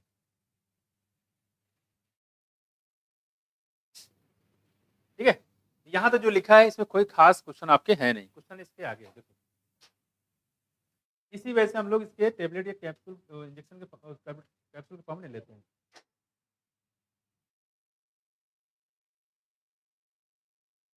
अब देखो यहाँ जो क्वेश्चन पूछा था, यहाँ से पूछा था, देखो देखो ये देखो, अब कह रहे हैं कि insulin use for diabetes was earlier stated from the pancreas of slaughter cattle and pig. पहले जो जानवर होते थे जिनको काट दिया जाता था, जैसे पिग्स हो गए, गाय भैंस हो गए, उनके पैंक्रियाज को निकाल के, उनके पैंक्रियाज निकाल के उसके जो है जो बीटा सेल होते थे उनसे क्या बनाते थे, इंसुलिन बनाते थे। तो इंसुलिन तो निकल आता था, लोग यूज भी करते थे, लेकिन दिक्कत वही क्या, साइड इफेक्ट वाला, बस में स्किन रैसेस दाने वगैरह सब निकलते थे, तो साइड इफेक्ट इसके होते थे, ठीक है। तो ये इसके साथ दिक्कत लगा रहता था, पता डायबिटीज से नहीं मरा तो पता लगा उसको स्किन रैसेस हो गया, दाएं निकला, उससे मर गया वो।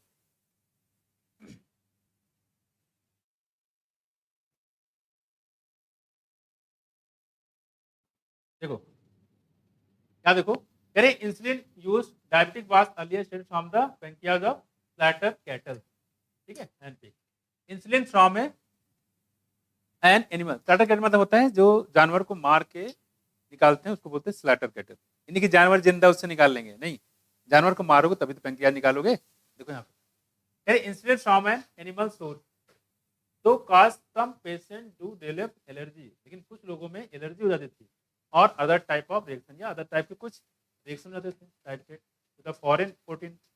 Insulin consist of two short polypeptide chain, ये जो इंसुलिन होता है उसमें दो शॉर्ट पॉलीपेप्टाइड चेन होता है, देखो पॉलीपेप्टाइड चेन होते हैं, कौन कौन से, देखो चेन, चेन ए होते हैं और चेन बी होता है, यहाँ देखो, ये देखो यहाँ पे जो दिया गया है, जैसे यहाँ पे दो पेप्टाइड ये दिया है, चेन कौन सा दिया है, ए हो दिया है, और ये कौन सा दिया है, चेन बी हो जाएगा, दो चेन है, ठीक है, हेयर्स पे दो चेन होते हैं, यहाँ देखो chain A and chain B that are linked together by disulphide bridge, और डाइसल्फाइड ब्रिज या डाइसल्फाइड बॉन्ड से अटैच होते हैं। एंटीबॉडी में टोटल कितने डाइसल्फाइड बॉन्ड थे? 16 थे। एक हैवी एक लाइट चेन के बीच में, दो हैवी चेन के बीच में, गुड, याद रखो यहाँ पे disulphide bridge. In mammals including, याद क्या करें, इन मैमल्स इंक्लूडिंग ह्यूमन की बात करें, insulin is synthesised as pro hormone like a proenzyme, like a proenzyme. The pro hormone also need to be processed before it become fully mature and functional hormone, which contain an extra stages called the C peptide. मतलब क्या है, जैसे कि हम लोग की body में जो प्रोसेस दिखाया गया है, किसकी बात कर रहे हैं, हम लोग की बॉडी में जो होता है वो दिखाया गया है। हम लोग की बॉडी सबसे पहले होता है प्रो इंसुलिन। प्रो इंसुलिन का मतलब है प्रो हार्मोन, जो होता है कैसा है, इनएक्टिव फॉर्म में। समझाया? इस प्रो इंसुलिन से या प्रो हार्मोन से क्या होता है, आगे चल के ये डिकम्पोज हो जाता है, तो इसमें जो जो ए पेप्टाइड होते हैं, बी पेप्टाइड, ये अलग हो जाते हैं, ठीक है, और ये आपस में जुड़ जाते हैं किससे, मतलब ए पेप्टाइड बी पेप्टाइड वहाँ पे जुड़े रहते हैं। इसमें होता क्या, देखो इन दोनों में क्या फर्क पड़ा, जो सी पेप्टाइड होता है इसको बोलते हैं सी पेप्टाइड, इन दोनों में सी पेप्टाइड ये अलग हो जाता है। इन दोनों में तीन थे, तीन में से सी पेप्टाइड जो है अलग हो जाता है। ये देखो सी पेप्टाइड निकल गया और ये आपका इंसुलिन जो है यहाँ पे बन गया। इंसुलिन बन गया। ये तो होता है हमारी बॉडी में, या बाकी जो जानवर होता है वहां पे होता है, वहां के हाल बताया कि ऐसा प्रोसेस होता है। ठीक, अब देखो क्या है, कह रहे हैं कि वही कह रहे हैं कि इसका स्टेज काल होता है सीएट, लेकिन ये किसमें होता है, नेचुरल जो ऑर्गेनिज्म होते हैं उसकी बात कर रहे हैं। ठीक, अब तो क्या करें यहाँ पे, कह रहे हैं कि this C peptide is not present in the mature insulin. जो सी पेप्टाइड होता है वो कभी भी मैच्योर इंसुलिन में नहीं मिलेगा, and is removed during the maturation into the insulin, और मैच्योरेशन के दौरान इसको निकाल दिया जाता है। The main challenge for production of this insulin और रिकॉम्बिनेंट डीएनए टेक्नोलॉजी। अब करें जो मेन प्रॉब्लम क्या है, देखो इसमें मेन प्रॉब्लम ये है, ये जो सी पेप्टाइड है इसको हटाया कैसे जाए, सी पेप्टाइड को हटाया कैसे, देखो यहाँ पे the main challenge of production of this insulin using recombinant technology was getting insulin assembled in the mature form. इस मैच्योर फॉर्म में कैसे इसको निकाला जाए, ये मेन चैलेंजिंग। देखो इन 1983, ध्यान देखो 1983 की बात क्या हो गया, ठीक है, कह रहे कि 1983 की बात है, यहाँ पे एक कंपनी थी यहाँ पे इली लिली, कौन सी है, इली लिली। ठीक, इन्होंने क्या किया, देखो इन्होंने क्या किया कि ये जो मेन प्रॉब्लम था कि सी पेप्टाइड को हटाना, ठीक है, अब इन्होंने क्या किया कि जो ये ए पेप्टाइड, पेप्टाइड मतलब प्रोटीन, और जो बी पेप्टाइड है इसको अलग अलग एनिमल में, सॉरी अलग अलग ऑर्गेनिज्म बनाया, देखो एक बैक्टीरिया में, ये देखो, ठीक है, जैसे यहाँ मान लो ये देखो ये ए पेप्टाइड और ये बी पेप्टाइड है, ये देखो इसको उन्होंने अलग अलग बैक्टीरिया में बनाया, इसमें अलग अलग बैक्टीरिया में बनाया ए पेप्टाइड और बी पेप्टाइड। फिर क्या किया, देखो इसको निकाल के, ये अलग अलग बैक्टीरिया थे, ध्यान रखना, मैं इसको थोड़ा ऐसे कर देता हूँ,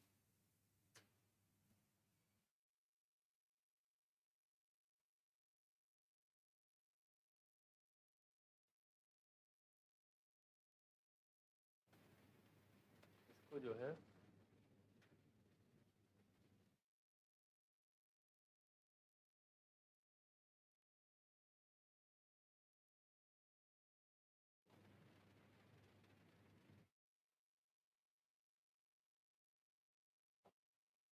ये देखो, ये मान लेते हैं इकोलाई, क्या है, बैक्टीरिया कौन सा, हमने दो अलग अलग बैक्टीरिया में ए पेप्टाइड को अलग बनाया, बी पेप्टाइड को अलग बनाया। ठीक, बनाने के बाद देखो ये बन गए, ठीक है, उसके बाद क्या किया, देखो इन दोनों को हमने क्या किया, डाई सल्फाइड बॉन्ड से जोड़ दिया,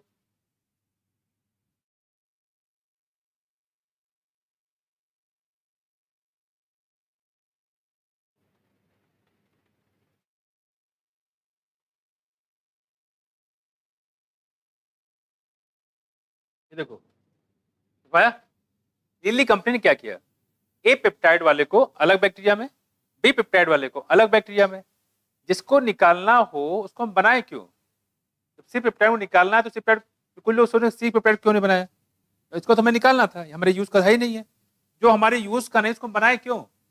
हमारे यूज में कौन है, ए और बी, तो हमने क्या किया, ए पेप्टाइड को अलग बनाया अलग बैक्टीरिया में, उस अलग है, और बी पेप्टाइड को हमने अलग बनाया, इन दोनों को बना के बाद डाइसल्फाइड बांड जोड़ दिया, ये बन गया इंसुलिन। क्या बन गया, इंसुलिन। ये काम किया किसने, इली लिली ने। कहाँ की थी ये, थी नहीं थे, पता नहीं क्या, देखो अमेरिकन कंपनी की, कैसे, अमेरिकन कंपनी, यहाँ देखो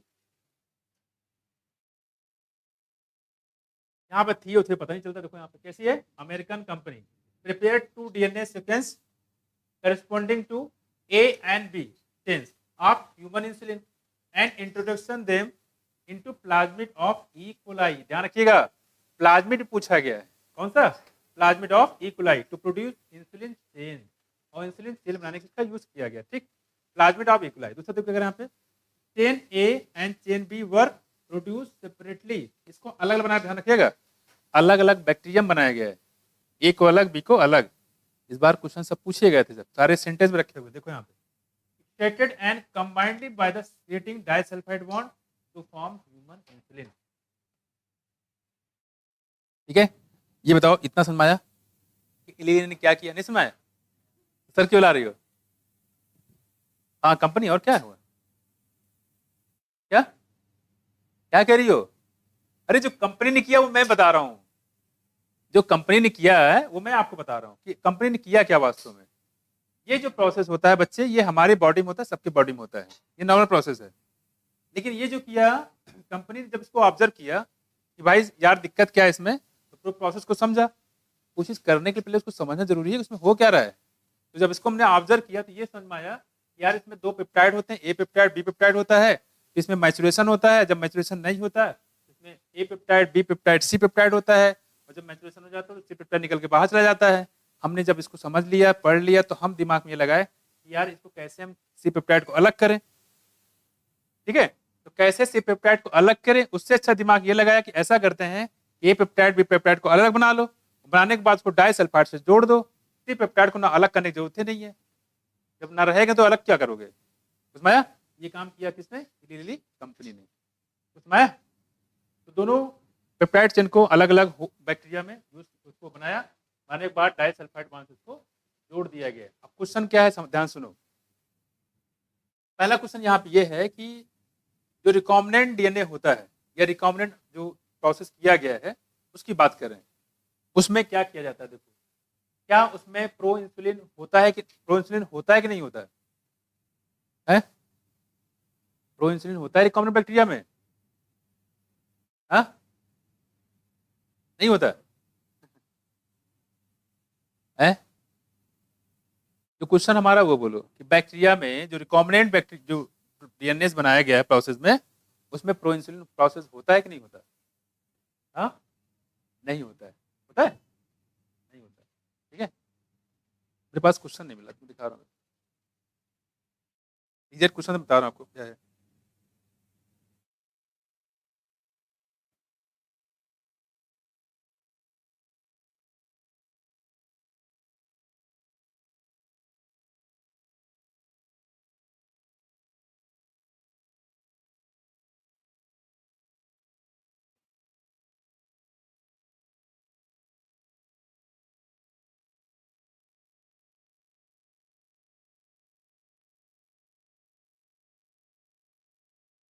तो नहीं करो बच्चे,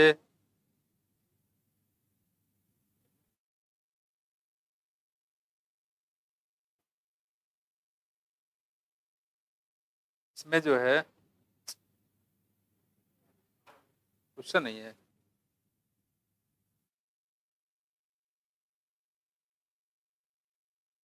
हाँ? रुको भैया, इसमें अपडेट नहीं किया गया, मिल तो गया है,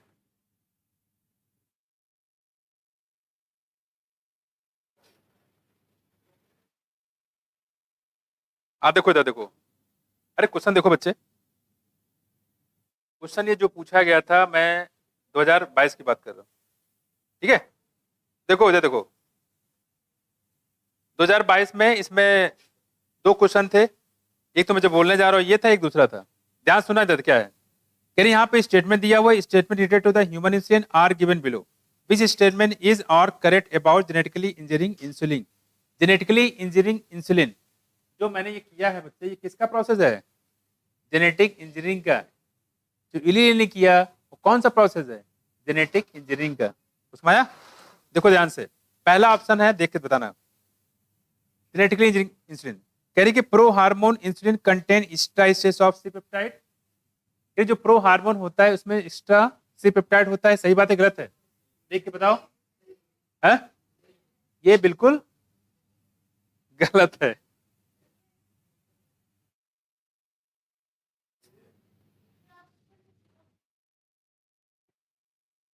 pro hormone insulin contain extra stage of C peptide. ये सही गलत है? है?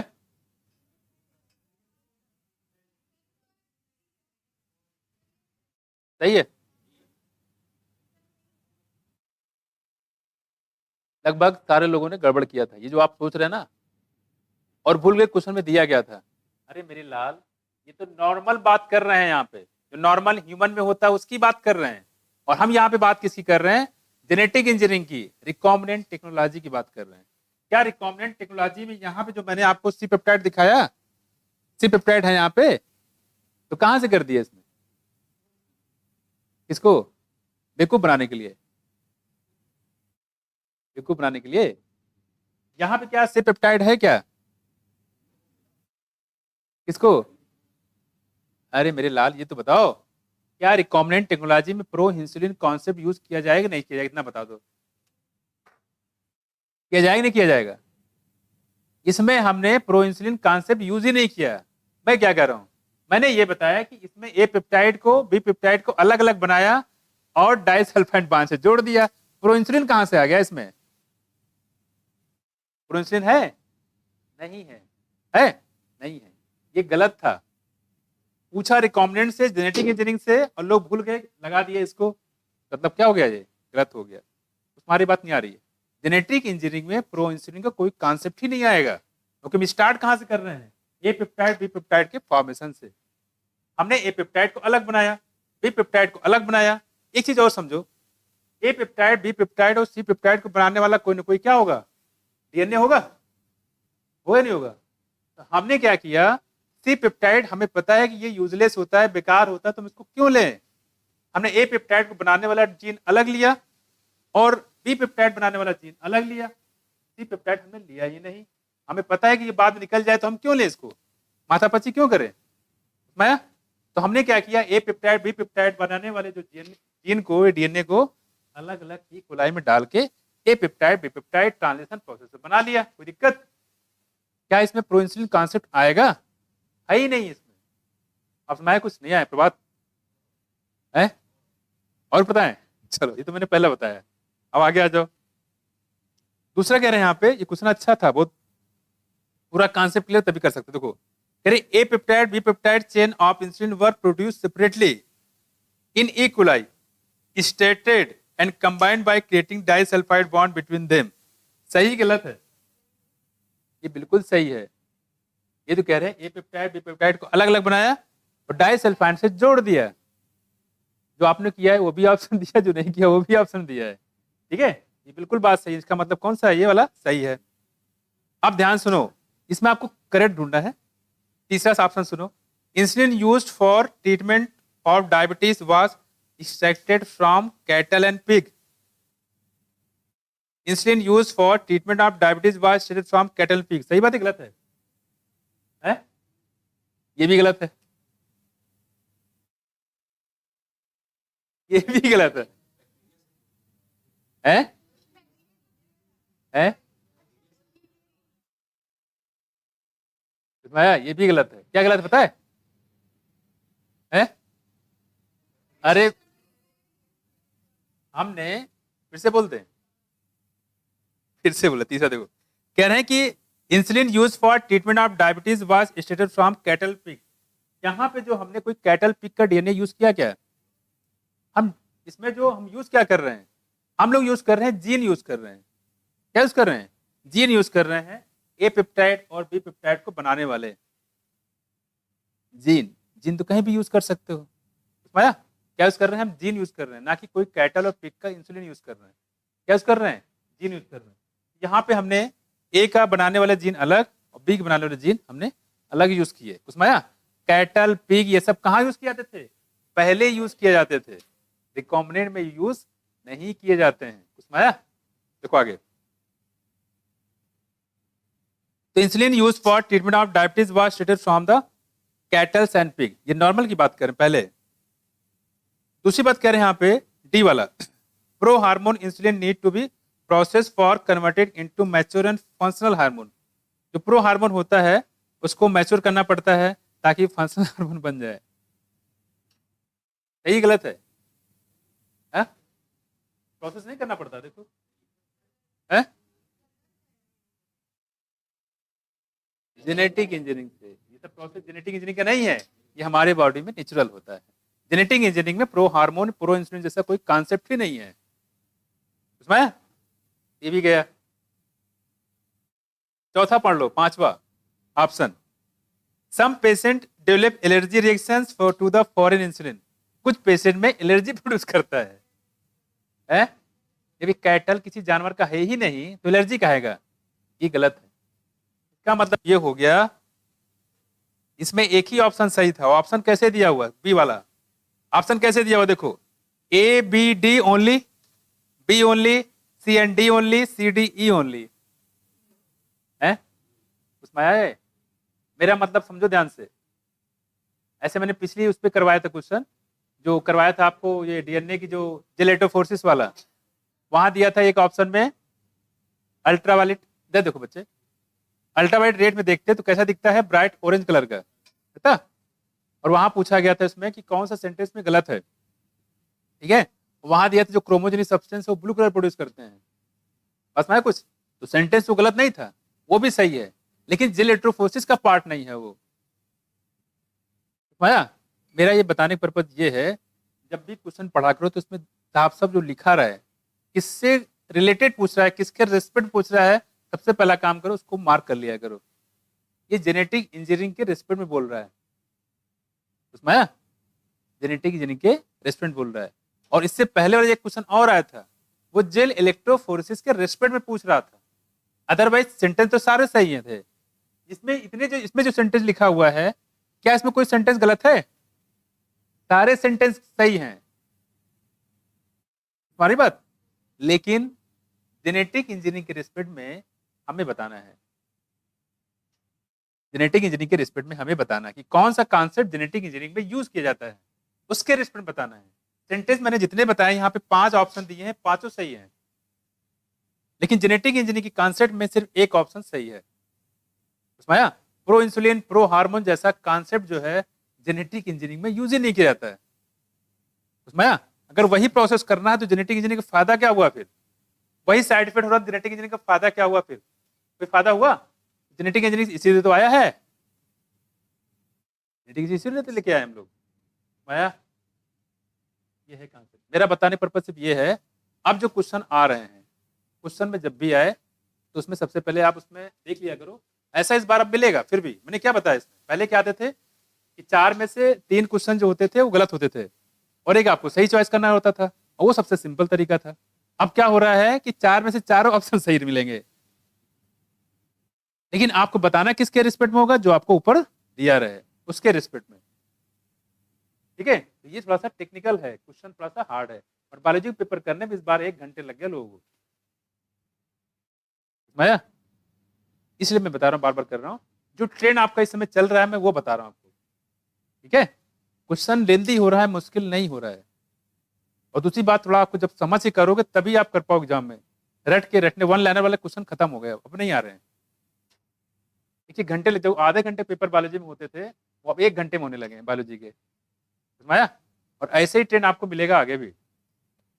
तो ये चीज ध्यान रखिए कि जब भी आप पेपर, आप जो आपको कुछ पेपर करोगे, ऐसे ट्रेंड ही फॉलो करेंगे हम, ऐसे ट्रेंड बेस पे ही क्वेश्चन आपको देंगे और आएंगे आपके, ठीक है? और असर्सन रीजन वाले में एक चीज ये देख लिया करिए, अगर क्वेश्चन मिलता है भविष्य में, मिलेगा ही, कि असर्सन आप वो तो खैर असर्सन सही है गलत है तो आप चेक कर लोगे क्योंकि आपने कॉन्सेप्ट बेस पढ़ा है, ठीक है, वो कर लोगे। अगर आपने समझ के किया है तो आप असर्सन सही है गलत है या रीजन सही है गलत वो कर लोगे। प्रॉब्लम आती है कि वो एक्सप्लेन करता है कि नहीं करता, वहां पे आता है, ठीक है। तो उसमें आप ये देख लो कि जो असर्सन है उसमें आगे बिकॉज लगा दो, और बिकॉज लगाने के बाद देखो क्या वो फिट बैठ रहा है कि नहीं बैठ रहा है। अगर फिट बैठ रहा है, ठीक है, तो उसको लगा लो। जैसे मान लो पहला असर्सन में दे दिया कि जो राम की पहली रैंक आई नीट में, ठीक है, और रीजन में दिया है वो दिन रात 12-12 घंटे पढ़ता था, तो आप क्या करोगे, राम की पहली रैंक आई बिकॉज वो 10-10 12-12 घंटे पढ़ता था, उसमें आया। तो असर्सन भी सही, रीजन भी सही, उसका एक्सप्लेनेशन भी सही है। दूसरा सुनो, राम की पहली रैंक आई, ठीक है, कौन सा असर्सन। रीजन सुनो, वो 24 घंटे मूवी देखता था, वेब सीरीज देखता था, ठीक है। अब ये बताओ असर्सन सही है गलत है, सही है, और रीजन गलत है, ठीक है। कुछ मारा है तो आप सिंपल सी काम कर लिया करिए, उसमें बिकॉज लगा लिया करिए, और लगाने के बाद बिकॉज नहीं बिकॉज लगा लिया करिए। उसके बाद देखो क्या वो सेंटेंस कंप्लीट कर रहा है, कर रहा तो यस, नहीं है तो नो। दूसरी बात जो देखो इधर, और जो क्वेश्चन मिले आपको, क्वेश्चन में पहले बात, इससे पहले जो आते थे वो ट्रू नॉट ट्रू फॉल्स ऐसे आते थे। अब इन लोगों ने थोड़ा चेंज बदल दिया है। अब ये लोग जो भी देंगे चारों ऑप्शन में चारों ऑप्शन सही रहेंगे, चारों ऑप्शन में चारों ऑप्शन सही रहेंगे। बस ये देख लेना कि वो किसके रिस्पेक्ट में पूछ रहा है। और इस बार ऐसे एक क्वेश्चन नहीं थे, ऐसे 10 क्वेश्चन थे जिसमें सारे के सारे ऑप्शन सही थे, हैं? मेरे वाले में अभी तक कम थे, अब आएंगे, ठीक है, अभी तो थोड़ा सा कम थे, अब आएंगे, ठीक है। पेपर में जो प्रेजेंट है, मैं इसीलिए बार बात कर रहा हूं कि पेपर को थोड़ा सीरियसली दो अच्छे से, ठीक है, तो आपको काफी चीजें इसमें क्लियर हो जाएगी, ठीक है। पेपर थोड़ा सा लेंदी मिलेगा लेकिन मुश्किल नहीं होगा, थोड़ा हाथ जल्दी चलाना पड़ेगा, समझ। और मैं आपको अपडेट करते रहें किस टाइप क्वेश्चन पूछे जा रहे हैं, तो ट्रेंड लगातार ही बदलता जा रहा है, ठीक, बता दो ना, अच्छे से पढ़ने वाले बच्चों के लिए 1-1 घंटे लग गए, है ना, ठीक है। देखो और वैसे भी बहुत टाइम है, 3 घंटे 20 मिनट मिल रहा है, ये भी सोचो, टाइम भी तो मिल रहा है आपको, देखो है तो 45 ही क्वेश्चन है यार, व्हाट डिड दो है 45 करने तो 45 हैं। 20 मिनट तो अलग से मिल रहे हैं, नहीं मिल रहा है, ठीक है। देखो देखो देखो, अच्छा ये बताओ, ये क्वेश्चन समझ में आया, ठीक है, ये कहां से लग गया, कर लोगे।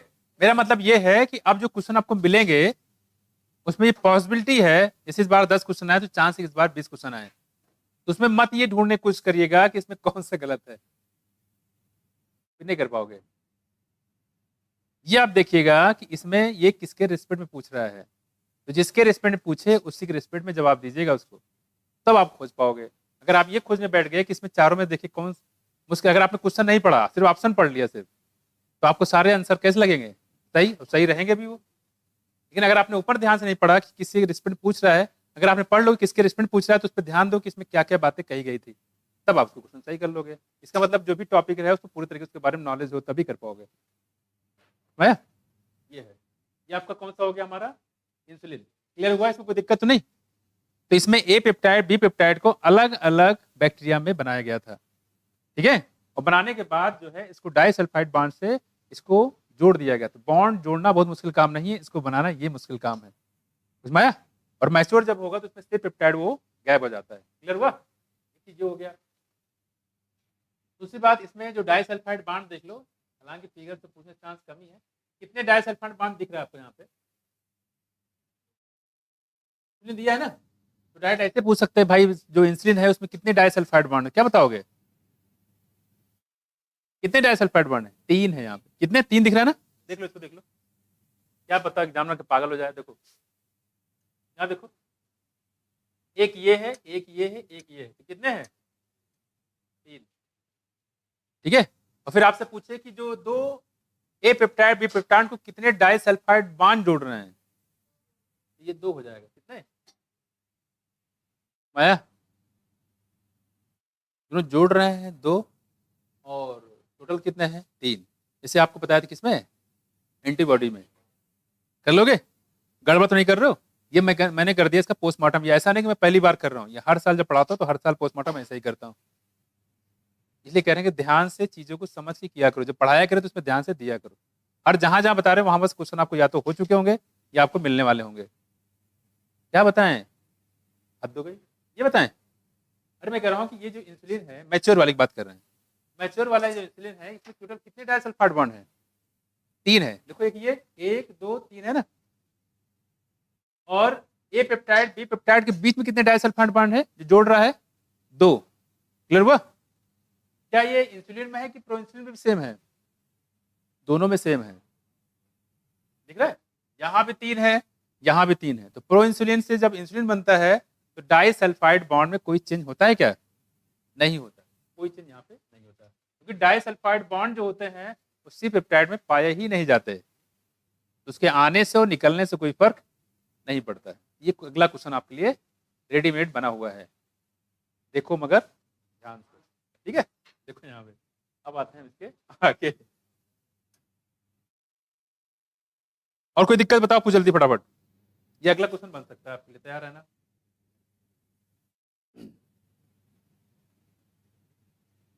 अगला हमारे पास है जीन थेरेपी।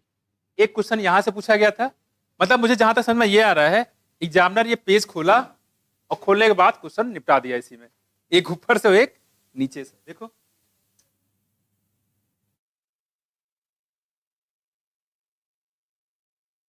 क्या कुछ याद आ रहा है क्या? चुप रहो, चुप रहो। यहाँ देखो, अरे ये करवा दी, खत्म कर। देखो, अरे हम तो 2 क्लास लेने के चक्कर में थे और तुम लोग इसी में परेशान हो गए। ठीक है, देखो कह रहे कि a person is born with heredity disease. कोई पर्सन ऐसा है जो हेरिडिटी डिजीज से उसकी पैदावार हुई है, पैदावार सॉरी पैदा हुआ है मतलब ठीक है क्या? देखो मतलब जैसे मान लो उसको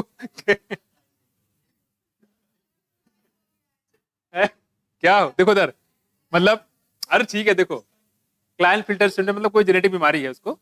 ठीक है, टर्नर सिंड्रोम ऐसा है। कैन करेक्टली थेरेपी, कह रहे corrective therapy be taken for such disease. क्या इसके लिए कोई थेरेपी है क्या? जेनेटिक बीमारी हो गई है, क्लाइन फिल्टर सिंड्रोम हो गया, क्या उसके लिए कोई थेरेपी है?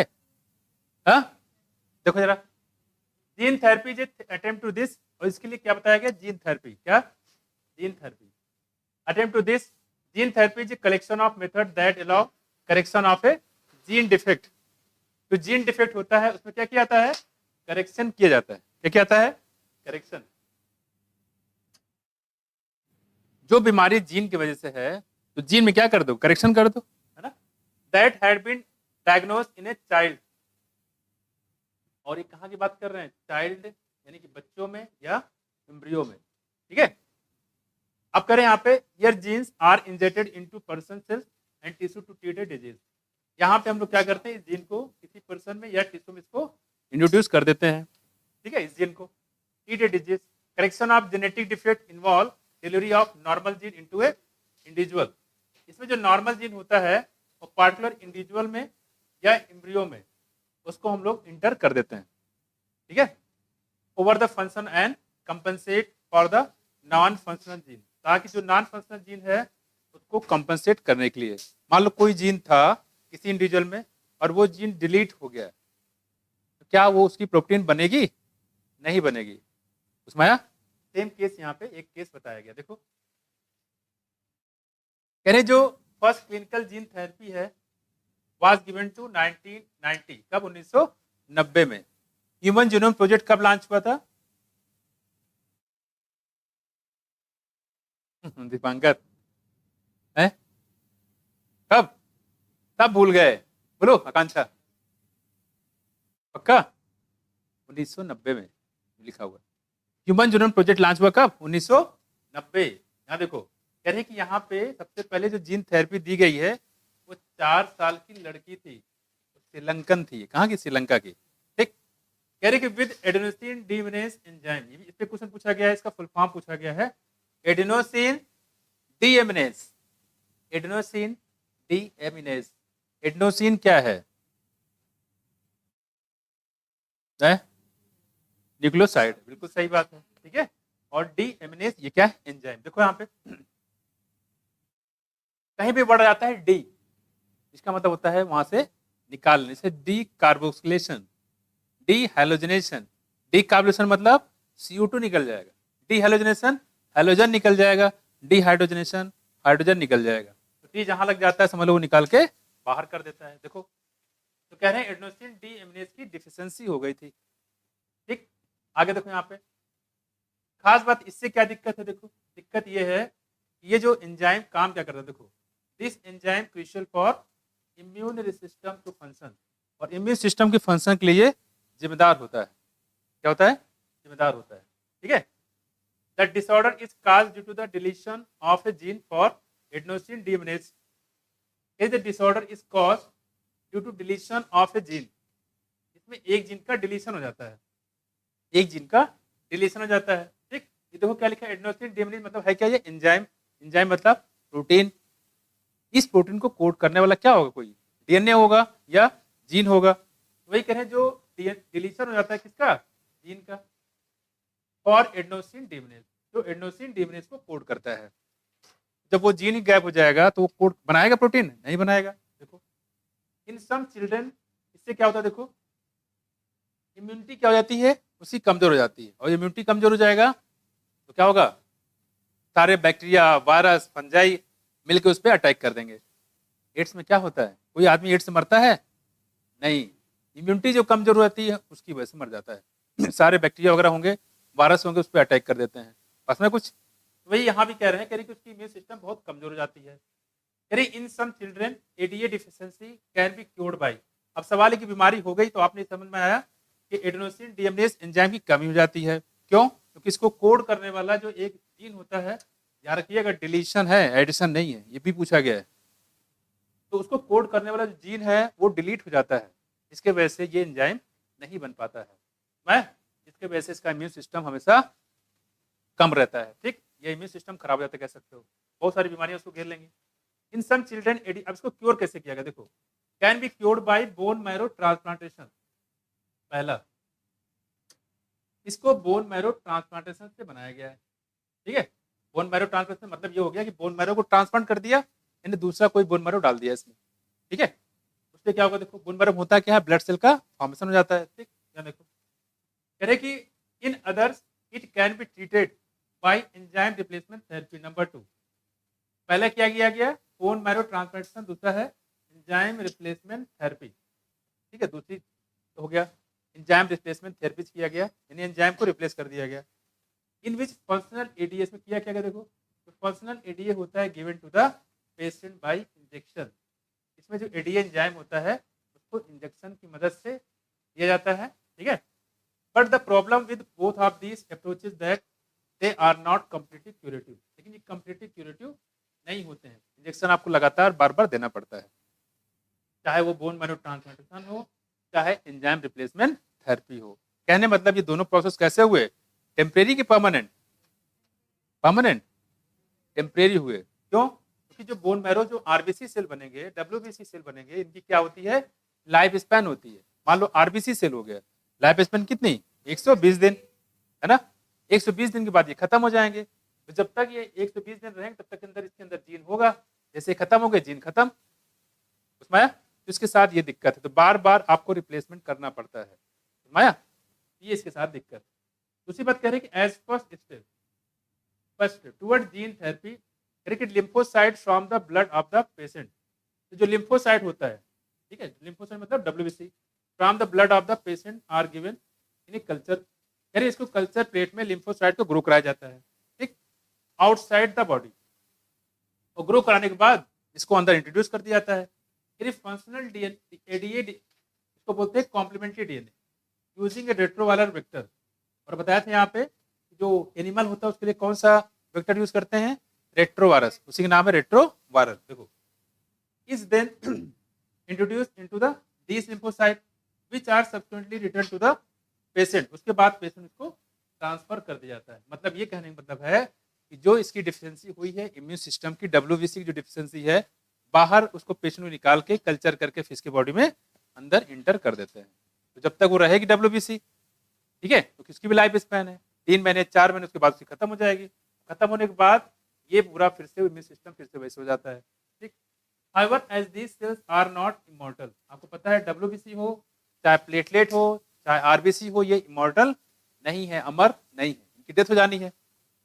यानी कि the patient require periodic infusion of such genetically engineering lymphocyte.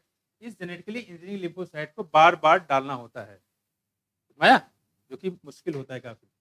अब करें यहाँ पे जो क्वेश्चन पूछा था वो यहाँ पे आपका ये है, देखो, however if the gene isolate from marrow cell, mark कर लो इसको, मैरो मतलब bone marrow, marrow cell producing ADA is introduced into the cell at early embryonic stage, it could be permanent cure। ये पूछा गया, कह रहे कि अगर एम्ब्रियोनिक कंडीशन में ही आपको पता चल जाए किसको इस एंजाइम की, इस बीमारी की डिफिशियंसी है, उसी दौरान इसको कोड करने वाला जो जीन है या DNA उसी को डाल देंगे। क्यों? क्योंकि उस समय होता क्या है, देखो सिंगल सेल होता है जायगोट, ठीक है, इसके बाद जब डिवाइड होगा, ये देखो, तो वो जीन जो है क्या यहाँ भी जाएगा यहाँ भी जाएगा, तो जितने सेल डिवाइड होंगे सब में जीन क्या हो जाएगा, डिस्ट्रीब्यूट हो जाएगा, पूरी बॉडी में फैल जाएगा।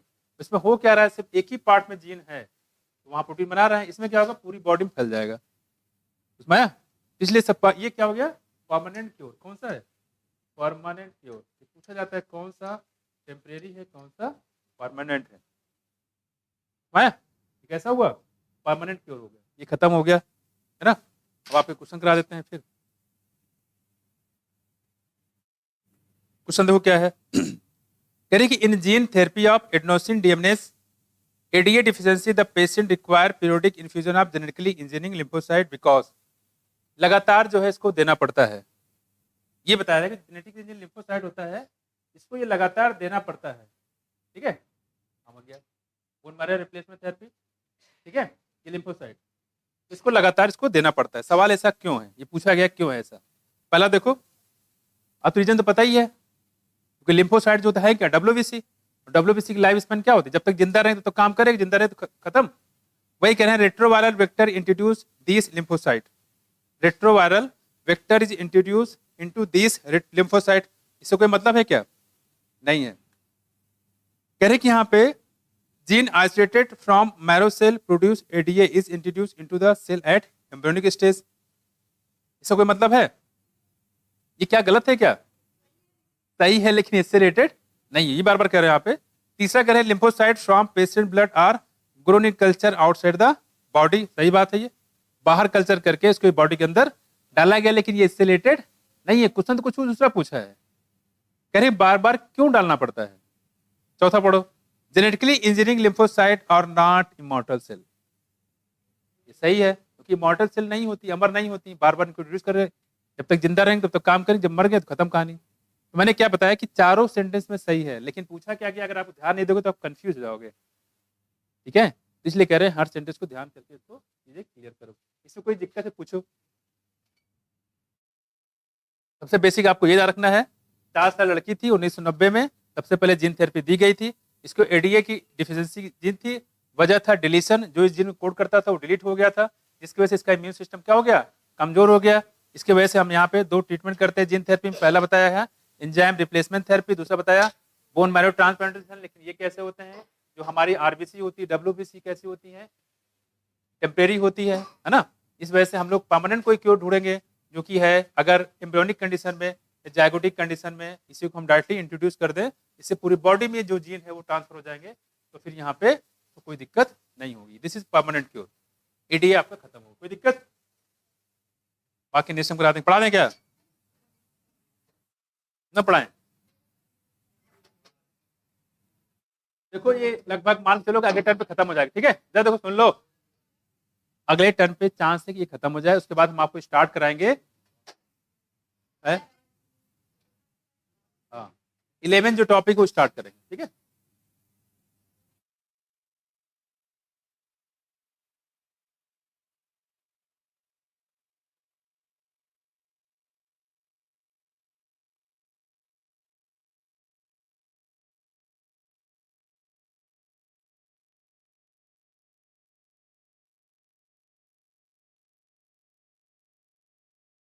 तो काम करो, पहले इसको वो कर दो। हाँ।